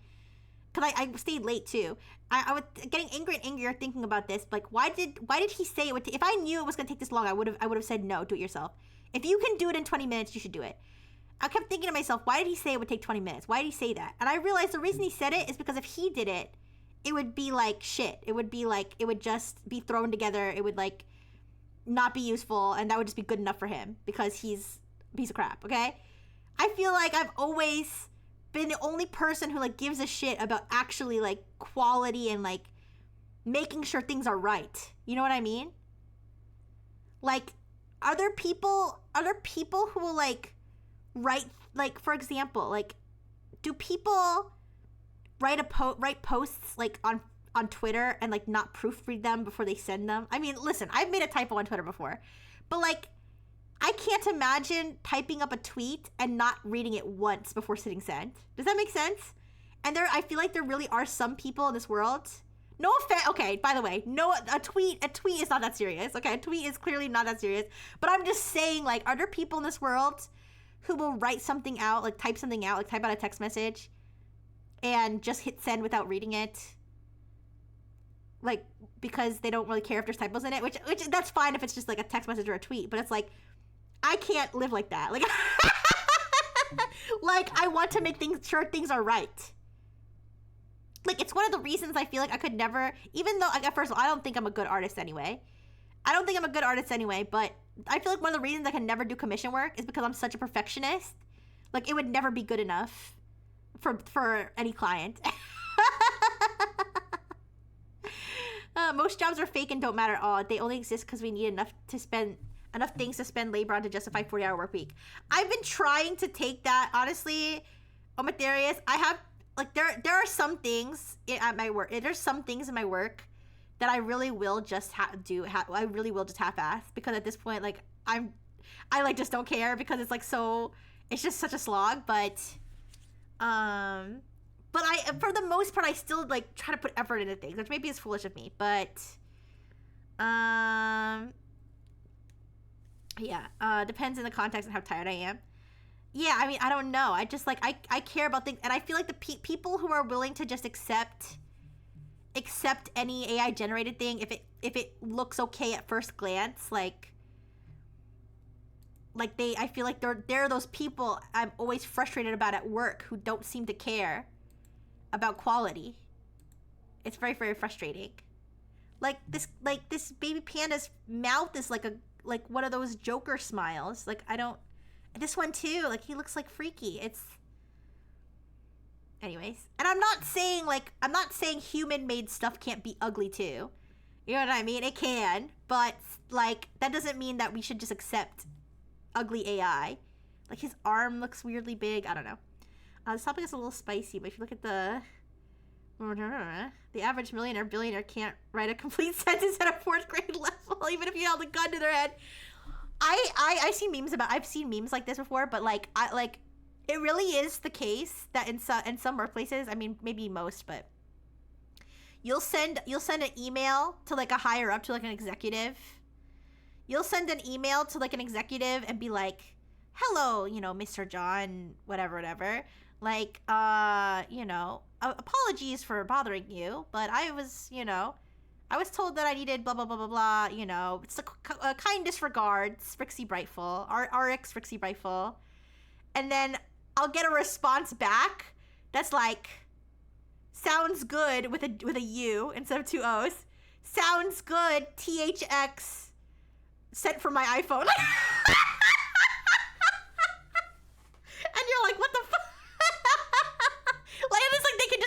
because they're like making, you know, they're making $700,000 a year to send emails like that. My part that sucks is that those people deal with less stress. I mean, it's like maybe they're living, maybe, like I said, maybe my lazy freeloading sister is actually the smart one, because like when you just don't care about other people, when you just don't care about quality, don't care about other people, don't give a shit, then everything's fine. I don't know. Like also like his hat, like I don't know, man. That's that. All right, thank you for bringing that up, Dono Dang. Thank you. So X-Peng iron, what is this? What is X-Peng iron? Let's look it up. Inside X-Peng iron robot, lifelike moves, solid state power. Oh, they've got a female and a male version. All right, let's see. We can watch this video, I think. Is this? I don't know if this is like an advertisement. This, I don't know. We go watch this video. This video is from DPC Cars, which makes me think that this is not coming directly from the vendor of this robot, but it seems to have a lot of good shots of the robot. Hi, Toaster. Hi. All right, let's take a look at this. Again, this video is from, I'm becoming a reaction creator. Anyways, we're gonna react to this video. Let's smash like and subscribe. X-Peng's next generation humanoid robot called Iron feels like the moment when science fiction... Okay, you know what? We're gonna watch it without the narration. But we're just looking at it. Okay. Reactions level no! Okay, so people were saying... This is the same shot over and over again. People were saying that it looks like a person in a suit, which is also what I was saying about... There was another... I gotta be honest, I didn't like her bookmark it, so I don't know which robot this was. But there was one that I was looking at that I was... Oh, maybe it was Indonesia? I'll look at it in a second. I'll look it up in a second. But I'm pretty sure I did see this one on Twitter. But the one that I was thinking would really look like a person in a suit was the one that from Indonesia. The company themselves said it's trying to make clanking companions with real skin and warmth. I mean, is that a centaur? Wait, I can't argue with that. You know, that sounds good to me. But yeah, we're just looking at shots of it moving. But yeah, let's look at the one with boobs. Wait. It's just the same shots over and over again. All right, just wanted to get some visuals up there. Let's see. Here, let's put this up, and then let me see if I can get some pictures of the boobs. Because it looks like they have a male and a female version. I know I turned the narration off so you didn't learn anything about it, but I'll look up, maybe we can look at the website like we did with the other one. They all kind of have like the same website, not like, you know what I mean? Like you scroll down and it's like, you know, moving, like shit's moving around as you scroll. Oh yeah, so here's like a picture. How tall is this thing? I think this picture is just a weird angle, but it looks like the robot's really tall. All right, let me show a picture. Oh no, you guys can't hear my tummy rumbling, can you? Because it sounds loud to me, but I don't know how much the microphone picks up. All right, and apparently I can't show that file format on OBS. Okay, good. Who do I gotta blow to get a JPEG? I was just screenshot this and turn it into a JPEG. Come on now. All right. PNG. All right, there we go. Yeah, the startup template websites, exactly. Okay, when I screenshotted this, I got like the bottom of that's fine. Okay. Wait. Okay. Yeah, you can see it's kind of got boobies. You know what? Let me just crop this. We don't need this short guy in the back. They cut her up, and it was a robot. R.I.P. Oh, they were trying to prove... Oh, wait, are you saying... Everyone suspected it was a woman in a suit because of the stupid stunt Musk pulled to announce Optimus. Oh, so are you saying that they, like, made a video of them cutting her open to show that it wasn't a person in a suit? So you can see she got boobies. But yeah, let's see if we can find their website. Yeah, they did? Okay. Let me see if I can find that video.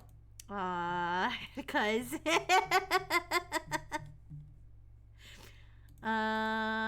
anyways. For her science and not because, I find it interesting on a personal level. Alright, let's see. Ping iron robot cutting. I don't know. Expect iron robot cut open on stage to prove it's real. It's the same website. It's the same. I mean, it's the same YouTube channel that's reporting on this, I guess. Okay. Let's watch this.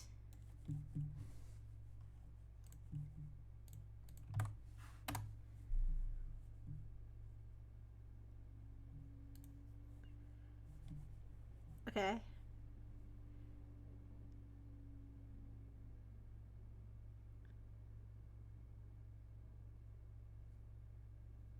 I saw that they had women there, and I was like, are they having a woman do it so it doesn't look so much like a serial killer?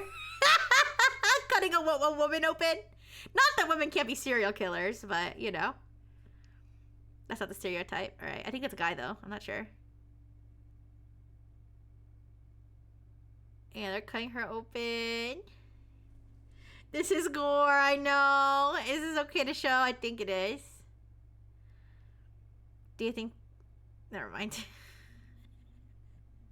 I'm not gonna say that about a real person. I'm just saying if it was me cutting open the robot, I might... anyways. Weird how the one that they cut open isn't the one they showed walking around. Yo, do you have knowledge about PC? I know it stands for personal computer. Not really. I'm not a tech expert. Sorry. I'm just a tech enthusiast. We're watching a robot get cut open right now. Yeah, I hope whatever happens with your computer that it's okay. I'm assuming maybe you need some troubleshooting. Sorry, I'm not very smart with that stuff. They're cutting her knee open too. Ow, ow, ow, ow, ow, ow. Oh, I think we get it. I think we get that there's not a person in there. We got it. We get it. Oh, ooh. They're pulling her muscles off. This really is gore. Holy crap. Oh, look at those nice metal things they got underneath, though. I like her leg, piston. I don't know what that is. I don't have one of those.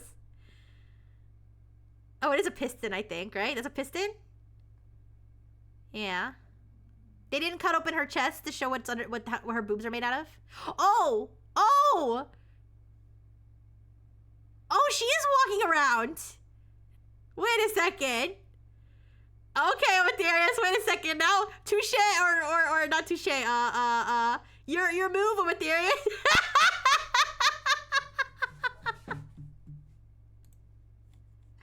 AI generated. I think one video show. No, it's okay, it's okay. I think one video shows her moving without skin. She does have that booty movement. Wait, what?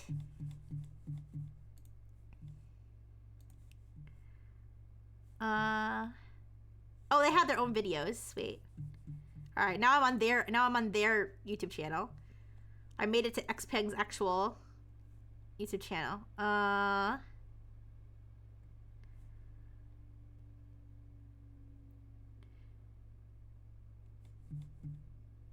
think there's another one of them cutting her open. They really like cutting her open.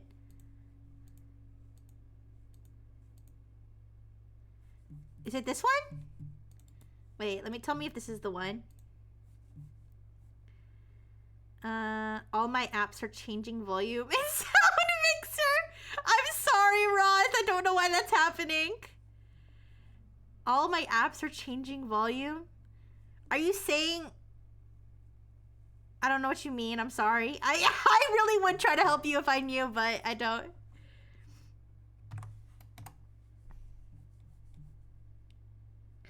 You know, you guys, I love the comedian Cat Williams.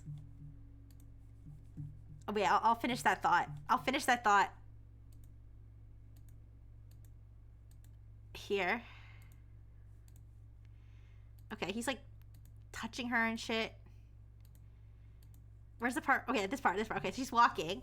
And then she turns around. Is this what you were talking about with her butt? Wow, why'd they make her butt like that? They really...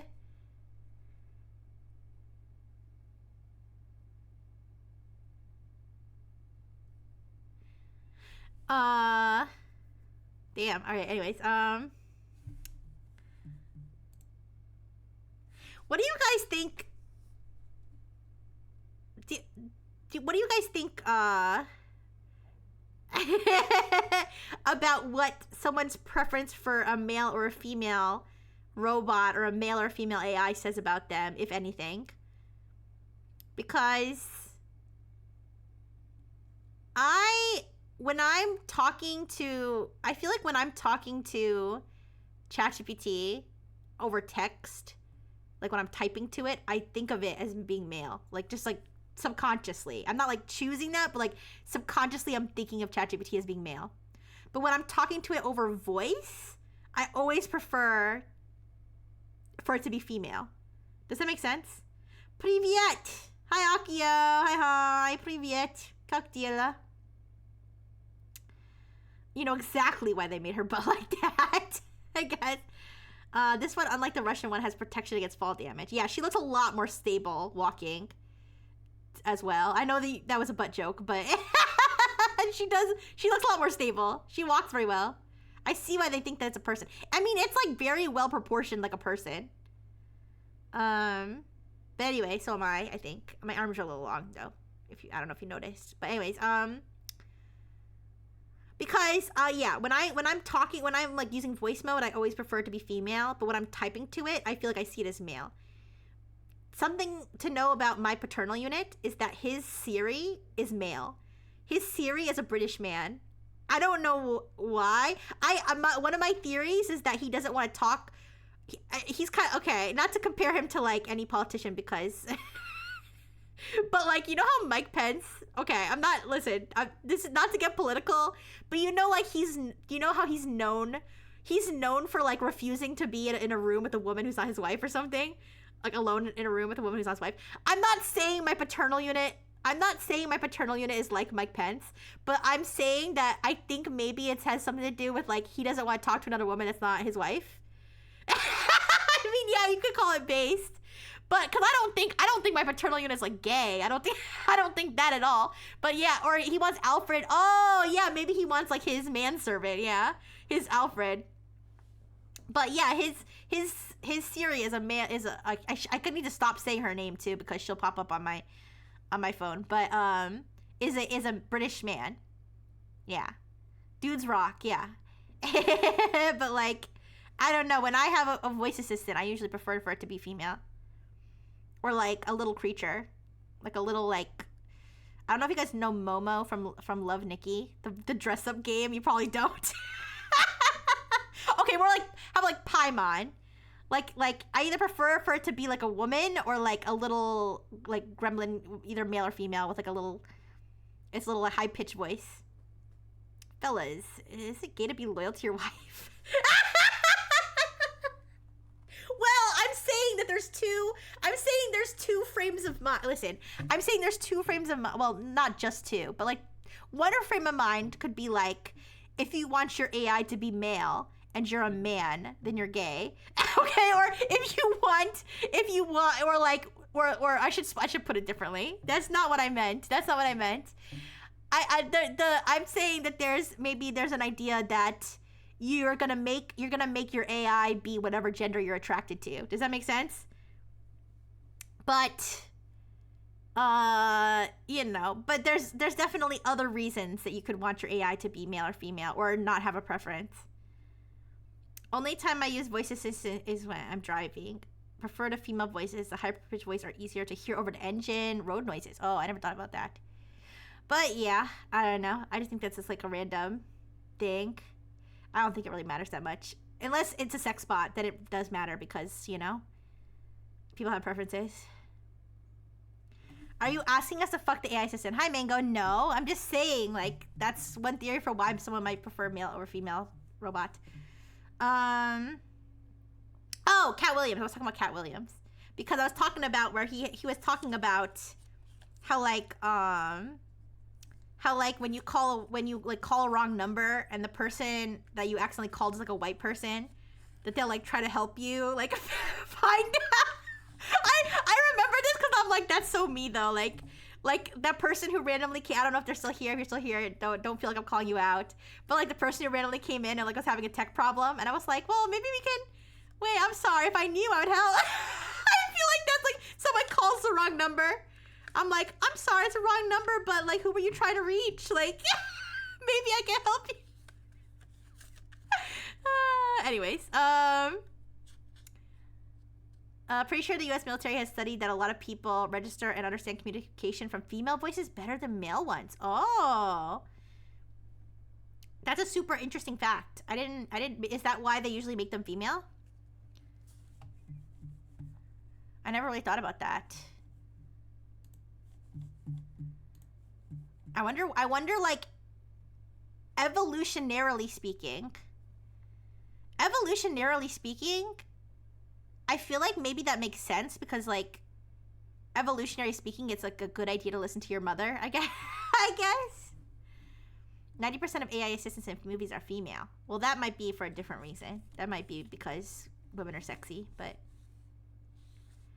I am in the side. No, I wasn't like being like, you're contractually obligated to. No. I wasn't annoyed. I was just like, I thought it was cute and funny that someone randomly was like asking for tech help. My only tech problem is that I don't have a Rixie bot yet. Don't worry. One day, you guys can all have Rixie bot. I think. Well, you do have Rixie bot, just only during certain hours. I have to take some hours off to sleep mode and eat mode.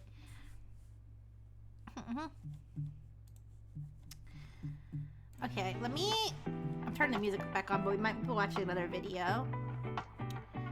I'm gonna look up Indonesia humanoid robot. Indonesia humanoid.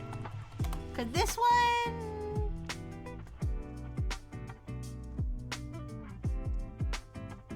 maybe this isn't the one I was looking at. Maybe it wasn't Indonesia, maybe it was a different country. Cause there was a video I saw, I think it was somebody who was responding to the one about the Chinese one. And thank you, Isuru.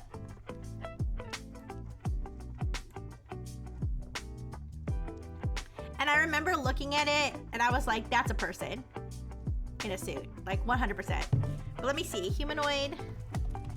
See if I can find it. I don't think I bookmarked it on Twitter.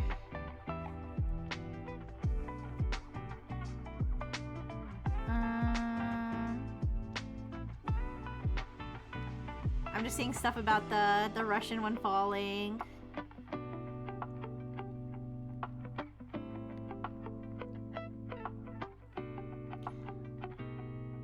Maybe it was, you know what? Maybe it was the Chinese one, because that one does really look like a person in a suit, so maybe that was the one I saw. It's fine. We don't have to, like, wait 10 years for me to look up what I think I saw. Because I don't want to talk about the COD thing. That's just another example where I was just like we need to, like, we really do need to bully companies that do this. Like, we really do need to bully them. Alright, wait, give me a second. Alright, but yeah, so Call of Duty, I don't play Call of Duty, so I don't really know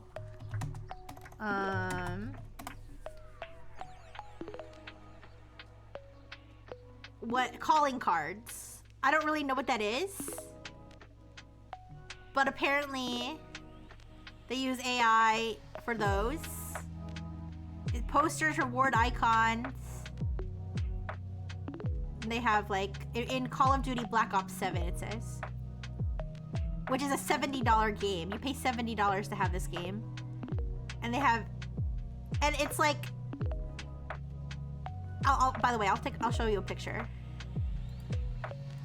And it's like we do need to bully companies for doing this. Remember do I remember forum signatures? I was running a forum signature business when I was like 8 years old. I remember on Neopet. Okay, I wasn't 8. Okay, you have to be 13 to be on the Neo boards, to be fair. So I think I was 13 because I was a rule follower. So I was probably 13. Okay, I wasn't 8. I was probably 8 when I started playing Neopets, but I remember when I was used to be on the Neopets Neo boards.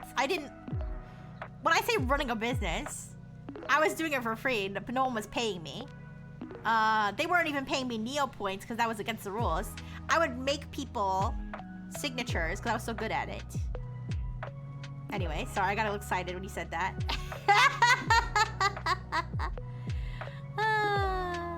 Oh, the bar ones.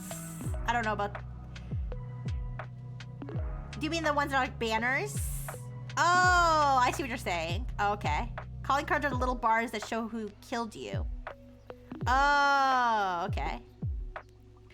Well, it wasn't a business, but it was like something that it was a service that I advertised because I was so proud of myself for learning like how to customize those with cute little fonts and symbols and shit.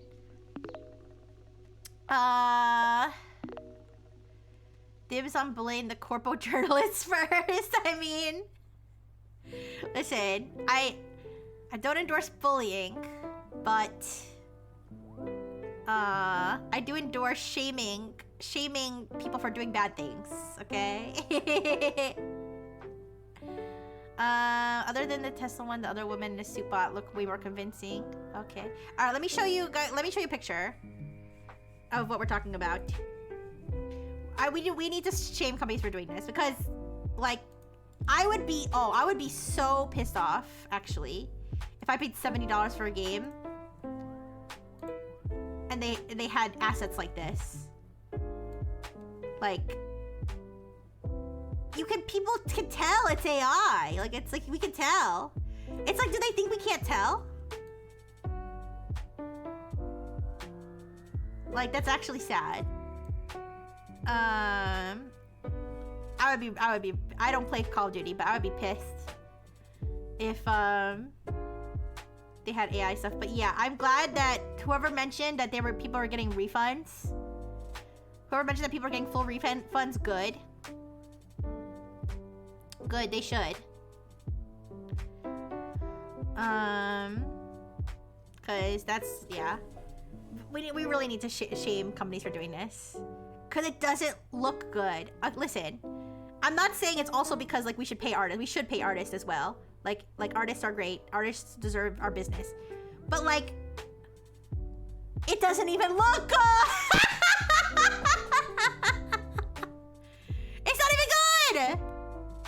Like, it genuinely looks bad.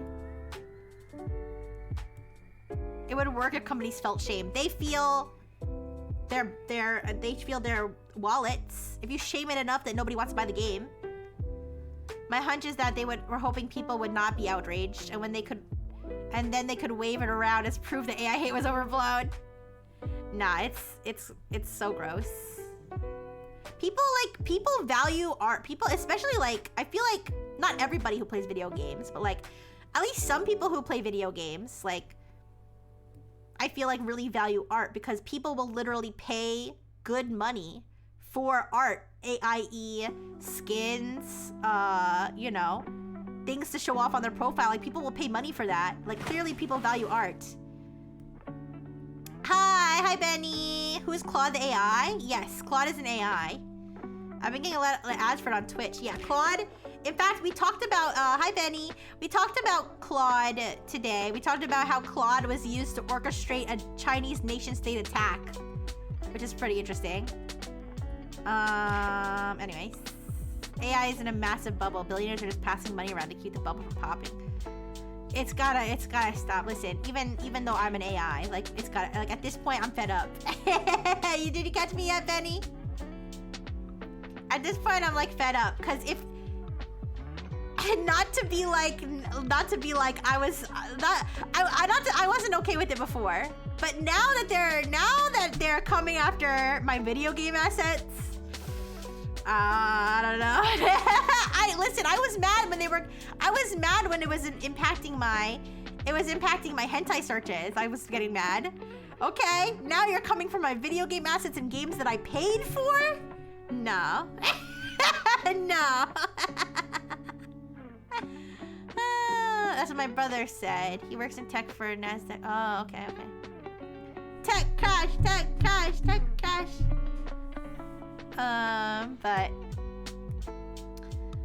But people are gonna get fed up with this, and hopefully enough people are gonna. Maybe not the people who drink Coca-Cola, including myself. Listen, I'm not gonna stop drinking Coca-Cola over an AI ad. I'm sorry, I won't. I'm not that noble. If you are, God bless you. I'm not, okay? But a game that I'm playing that I paid for that has shitty art in it, like I will refund my game. Luckily I don't play COD, but that's annoying. To be fair, Fortnite had AI, I didn't play these game modes, they were like custom game modes, but to be fair, that's like user-generated content, so it's like a little bit different. It's a little bit different when it's user-generated content, because like anybody can, hypothetically, I mean, I think you have to have permission to like upload things to Fortnite, but, or maybe you don't, I don't know. I don't use that mode of Fortnite. But when it's actually the game that actually includes those things, the game that you paid for, that's different. And that is not acceptable. I stopped drinking Coke so I don't get diabetes. There is Diet Coke, but anyways. Hope tech bubble burst doesn't happen in 2050. Yeah, I don't know, man. Something needs to stop this. It's either when it starts to interfere with porn or it starts to interfere with video games. I hope one of those two things is gonna make it stop. Cause it doesn't even look good.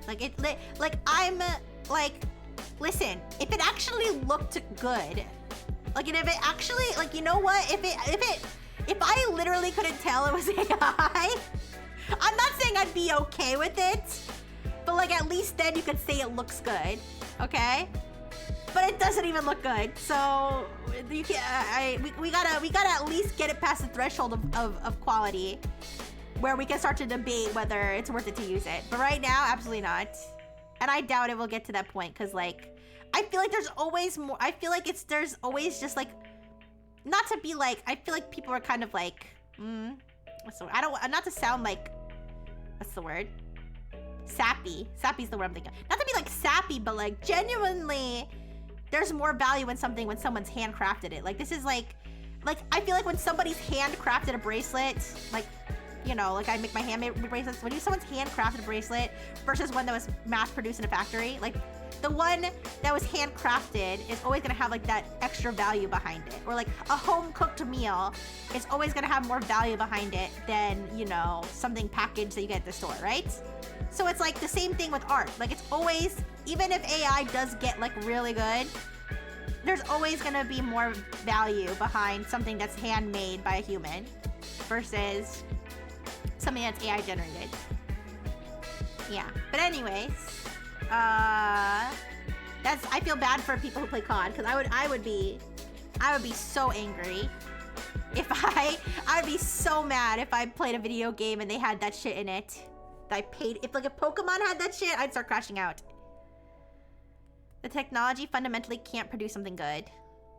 No amount of we spent 25% more processing power automatically adding directions to think about this harder will change that. I mean, you might be right, Omatherius. I don't know. I'll say I've seen some improvements in the sense of sometimes I feel like I can't tell, specifically with videos. I feel like video, like a lot of the AI, especially Sora, like they got me freaking out, wondering whether videos are AI or not. So there's that, but as far as like the illustrations, like quote unquote, that the AI makes, like I feel like you're right. It hasn't really. It's not really gotten to the point where it's like I can't tell that that's AI. I might have to look closer. I might need to look a little closer, zoom in a little more, but I can always tell. Anyways,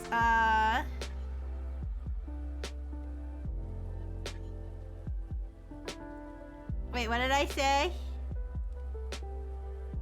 Sorry, Benny, what did I say? I missed it. Porn and video games. Yes, I did. I said porn and video games. I said if it starts to mess with... Here's the problem, okay?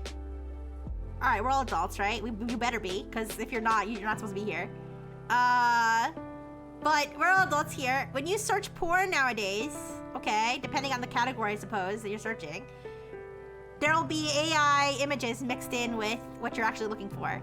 And it's like, it's just annoying. I don't want to see another, like, obviously AI generated, super, super shiny for some reason, exaggerated butt. Like, I don't, like, I don't want to see that. I don't want to see another, like, you know. Yeah. Like the overly shiny, just fake looking, I don't know. Anyways. But yeah, so if it's, you know, interfering with people's porn searches and then interfering with people's video games, those are, I feel like gooners and gamers are two communities who like really don't want to take shit. The shadow that bred them can only mock, it cannot make. Not real and new things of its own. Yeah. Yeah, that. God, porn sites have gotten too bad in the last couple of years. Yeah.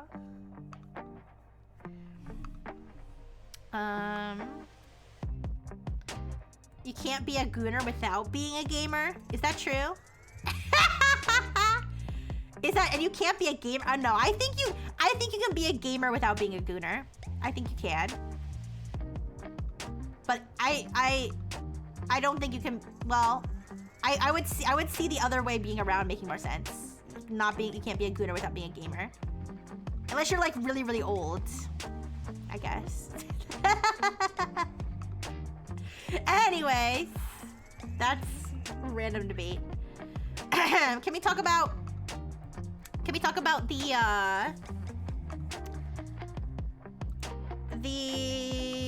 $150 iPhone sock?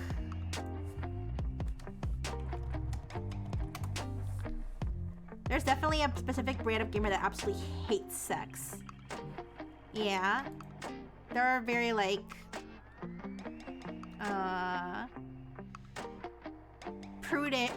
prudish people in the world, which, listen, if you're a prude, like, for yourself, that's perfectly fine. Like, if you don't want to be, I totally get, like, if people don't want to be sexualized, like, I think people should respect that.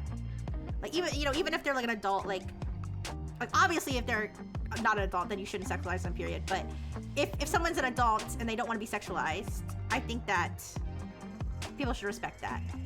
I feel that way. But that doesn't mean you get to say, like, and also you're not allowed to sexualize anything. I think it's gross. Like, that's anyways. And by the way, when I say don't sexual, I'm not saying like thought crime wise, like that you're not allowed to look at another adult and think sexual thoughts about them. Like, I don't mean like that. I mean, like, you know, if somebody doesn't want you in their comment section being like, you know, I don't know, hey sexy mama or something, I think people should respect that.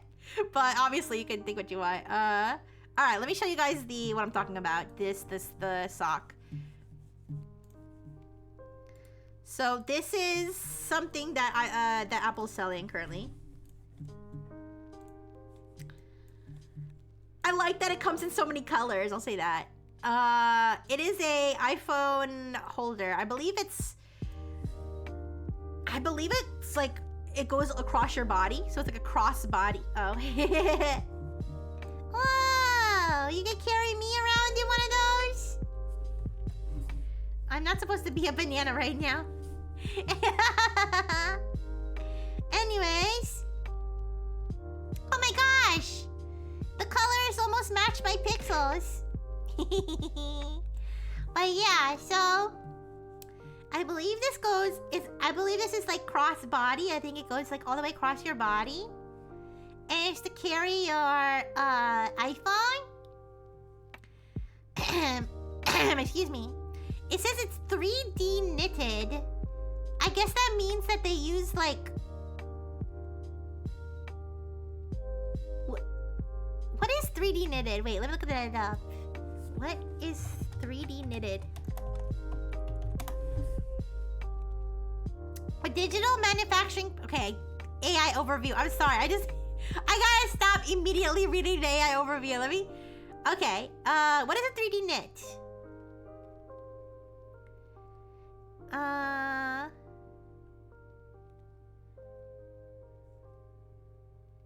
Oh my god, just tell me what it is. They're like...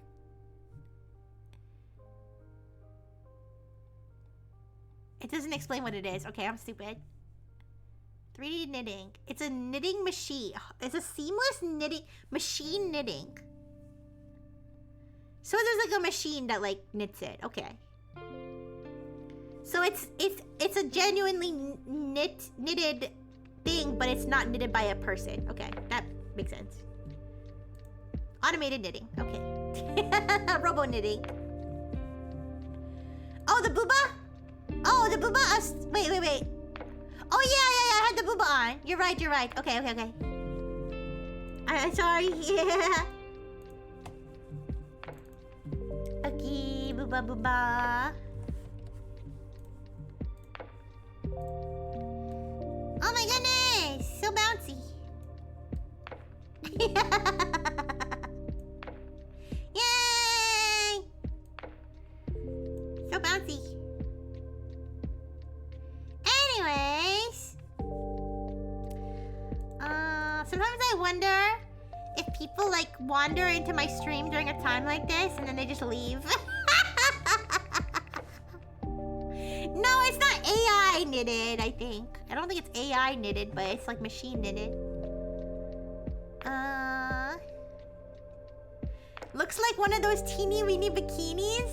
I can imagine like a super skinny girl trying to wear this as an outfit. Somehow I can imagine that. Does it come in pairs? No.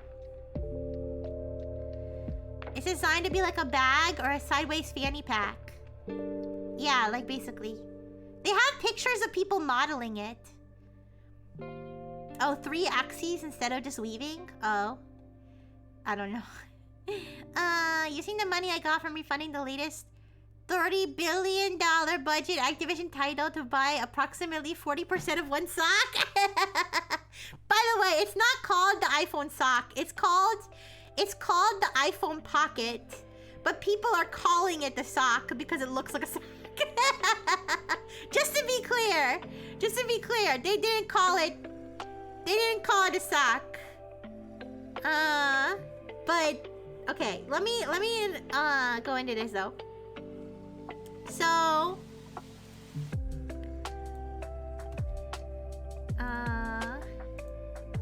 all right, the iPhone. It is called the iPhone sock. Okay. They have pictures of people modeling it if you want to see those pictures so you can understand how they intend for people to wear this. Now, I think there's a $250 version. What's the difference? Let me see what the difference is between...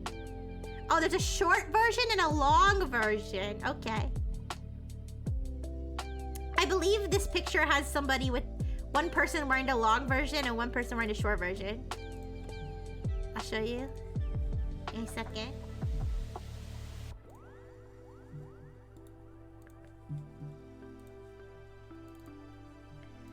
So, you've got interesting lighting in these pictures. You've got the person, I believe the woman on the left is holding the short version. So if you guys want the one you can wear around your whole body, that's actually $250. There is an Apple sock, but it was a joke product from 20 years ago. It cost $10. Hey, $10 20 years ago is like $150 now. Okay, so yeah, if you want the one you can actually wear on your body, which would actually be the one that I would consider to be convenient, it's $250. Now, I suppose in fairness to Apple, I don't think they expect everyone to use this as a common accessory. I think this is sort of like a, I don't know if I call it a gimmick product, but it's sort of a special luxury type product that they don't expect everyone to get. They expect basically rich people who like are interested in avant-garde fashion or something to like purchase this. It's a limited time. And it's created by a designer who, I believe they say this designer was Steve Jobs' favorite designer. So it's got some sort of like sentimental like thing behind it, I guess. This is what Steve Jobs would have wanted. He would have wanted the sock. The designer is Issei Miyake is the name of the, I guess this is a fashion designer.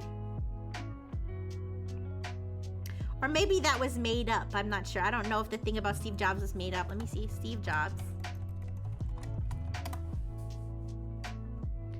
Oh, Steve Jobs had a okay, AI overview tells me they had a personal Okay, wait.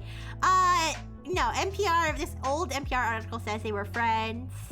Okay, so this designer had some form of, friendship with Steve Jobs. So that's like some history behind it. And if I look up Issei Miyake's work, it is very avant-garde. There's like some knitwork. I don't know what you call it, knitwear.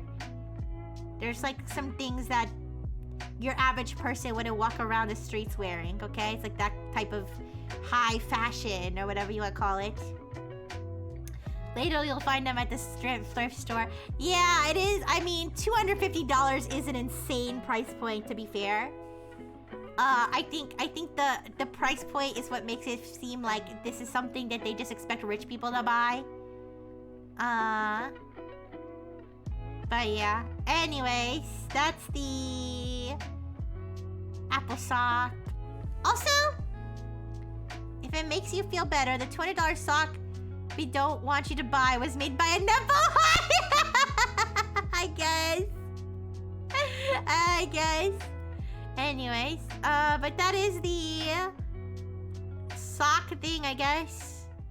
The only other thing I could think of that I was gonna talk about was that apparently Gemini 3, because there was a bunch of obnoxious fucking people on Twitter who were like, Gemini 3 is changing the game. It's over. It's fucking over for humanity because Gemini 3 sucked my dick and I never want to touch another female again. Okay, I hate when people do that.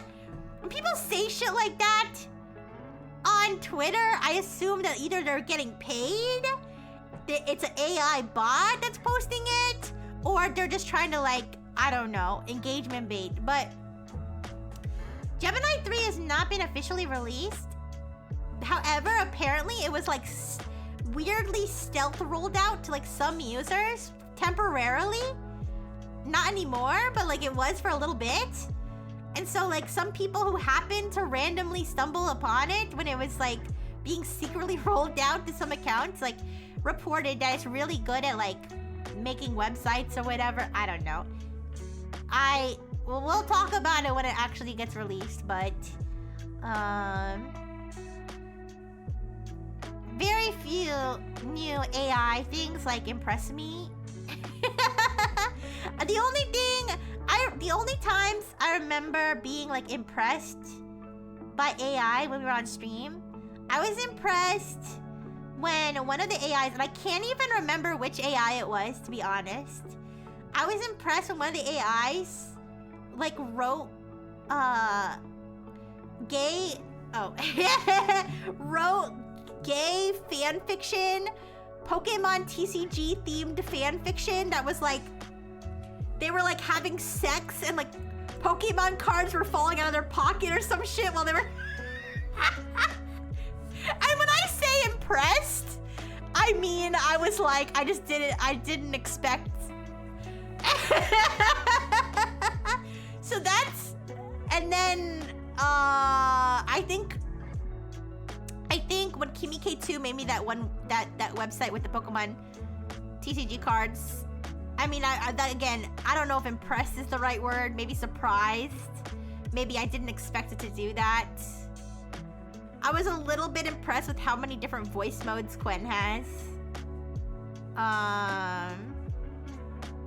And I was impressed that ChatGPT became less censored. That's pretty much, those are all the only things I can think of where I was like trying a new AI thing and I was like, wow. I mean, I kind of like advanced voice mode on ChatGPT too. I kind of like when that first came out and it was like a new thing. Is Texatsu supposed to mean tech slop? No. Zatsu is like, it means like chat. It's like a Japanese word. I believe it just means like basically like chatting. Yeah.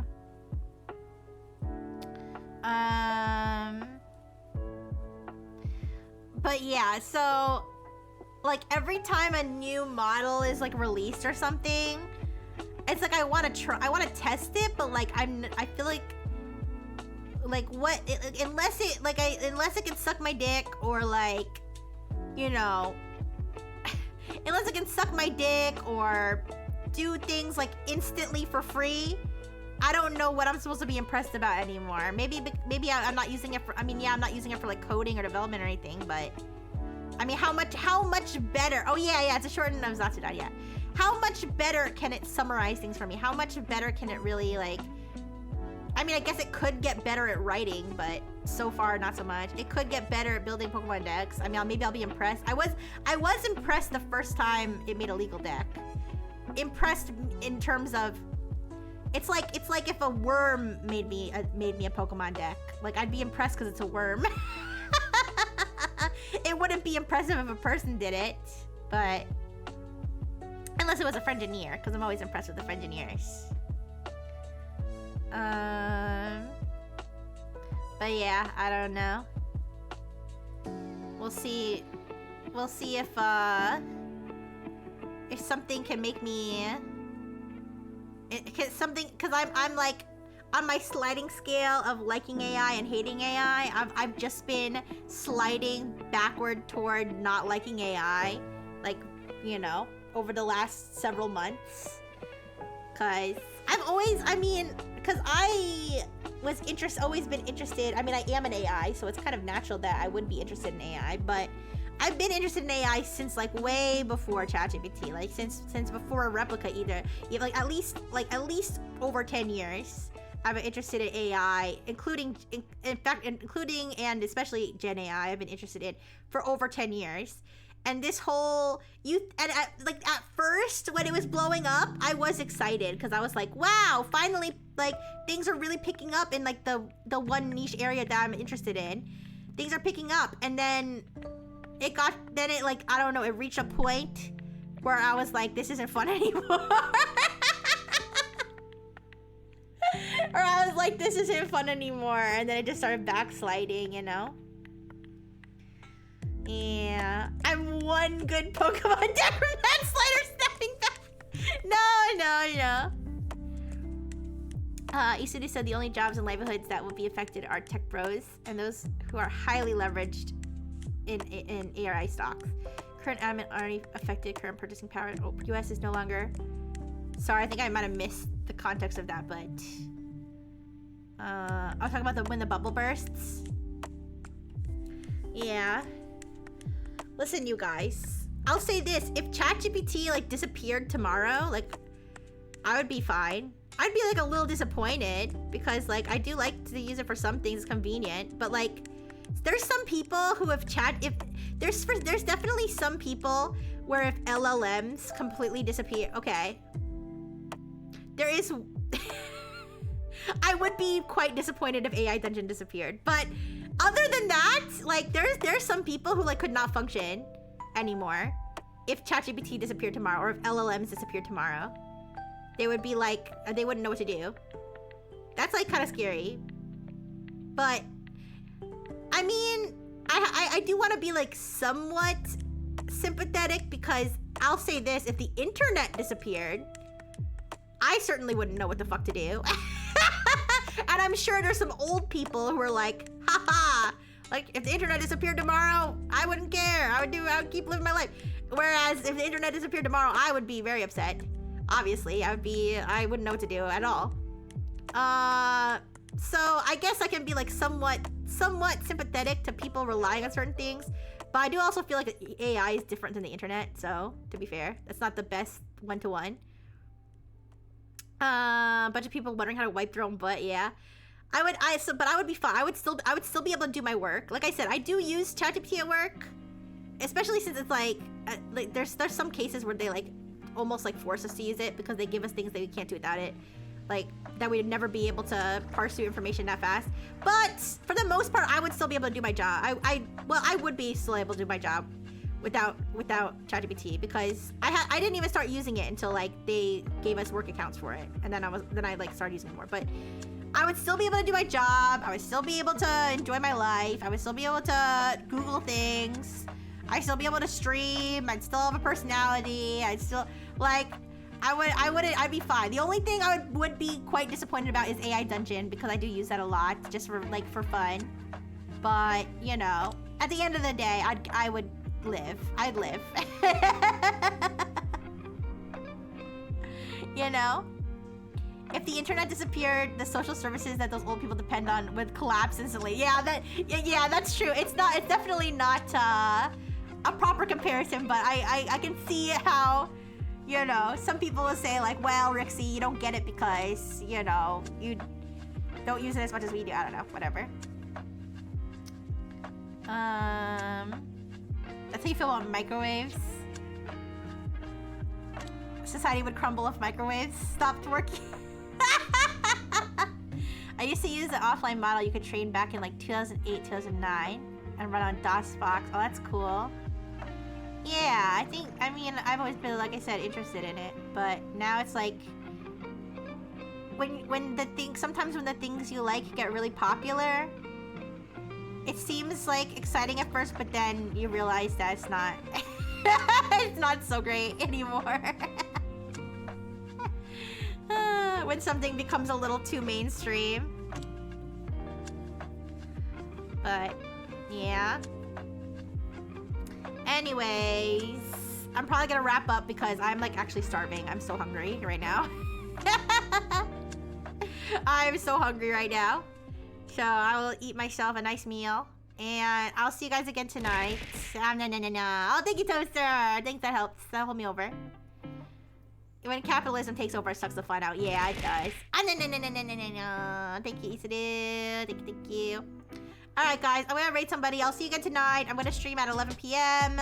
We are going to be playing Hypnospace Outlaw. Yes, which is a very, like, bizarre, surreal... Let me drink. Honk, honk.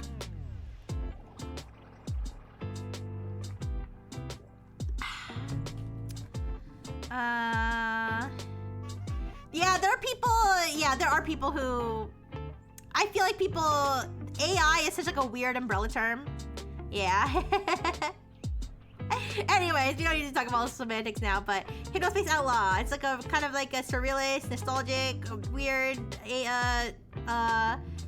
adventure thing into the internet. I don't know. It seems really cool. We'll see it tonight, and I'll hopefully I can get my hands on that Taco Bell pie. I'll follow up with Prince Units to see if they can help me get my hands on that for Sunday, because Sunday I'm doing Taco Bell mukbang. Talking about slop content, I will be eating Taco Bell on stream. You won't see it go into my mouth, but you will see it in my little pudgy hands. Okay, so let's thank you. Let's see who we're gonna raid.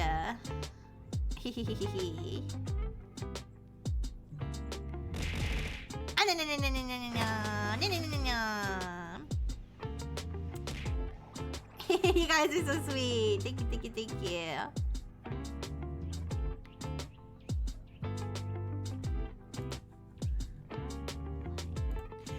Okay, I'm going to raid Hades from Mythos. Hades from Mythos is playing Minecraft in hardcore mode. That's scary. Okay. I don't think I can ever play Minecraft in hardcore mode, but let us go check out Hades stream. Yeah. Okay. Thank you, everybody. Thank you, JFF. Thank you, Toaster. Thank you, Materius. Thank you, Betty.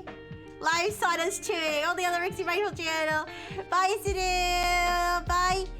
Bye, Toaster. Bye, Mango. Bye, Mamaduro. Bye, Lexi. Bye, bye, bye. Bye, Amaterius. Bye, Deep Fried Angel Wings. Bye, Manly Apple. Bye, Lurkers. Big kiss. Bye, bye.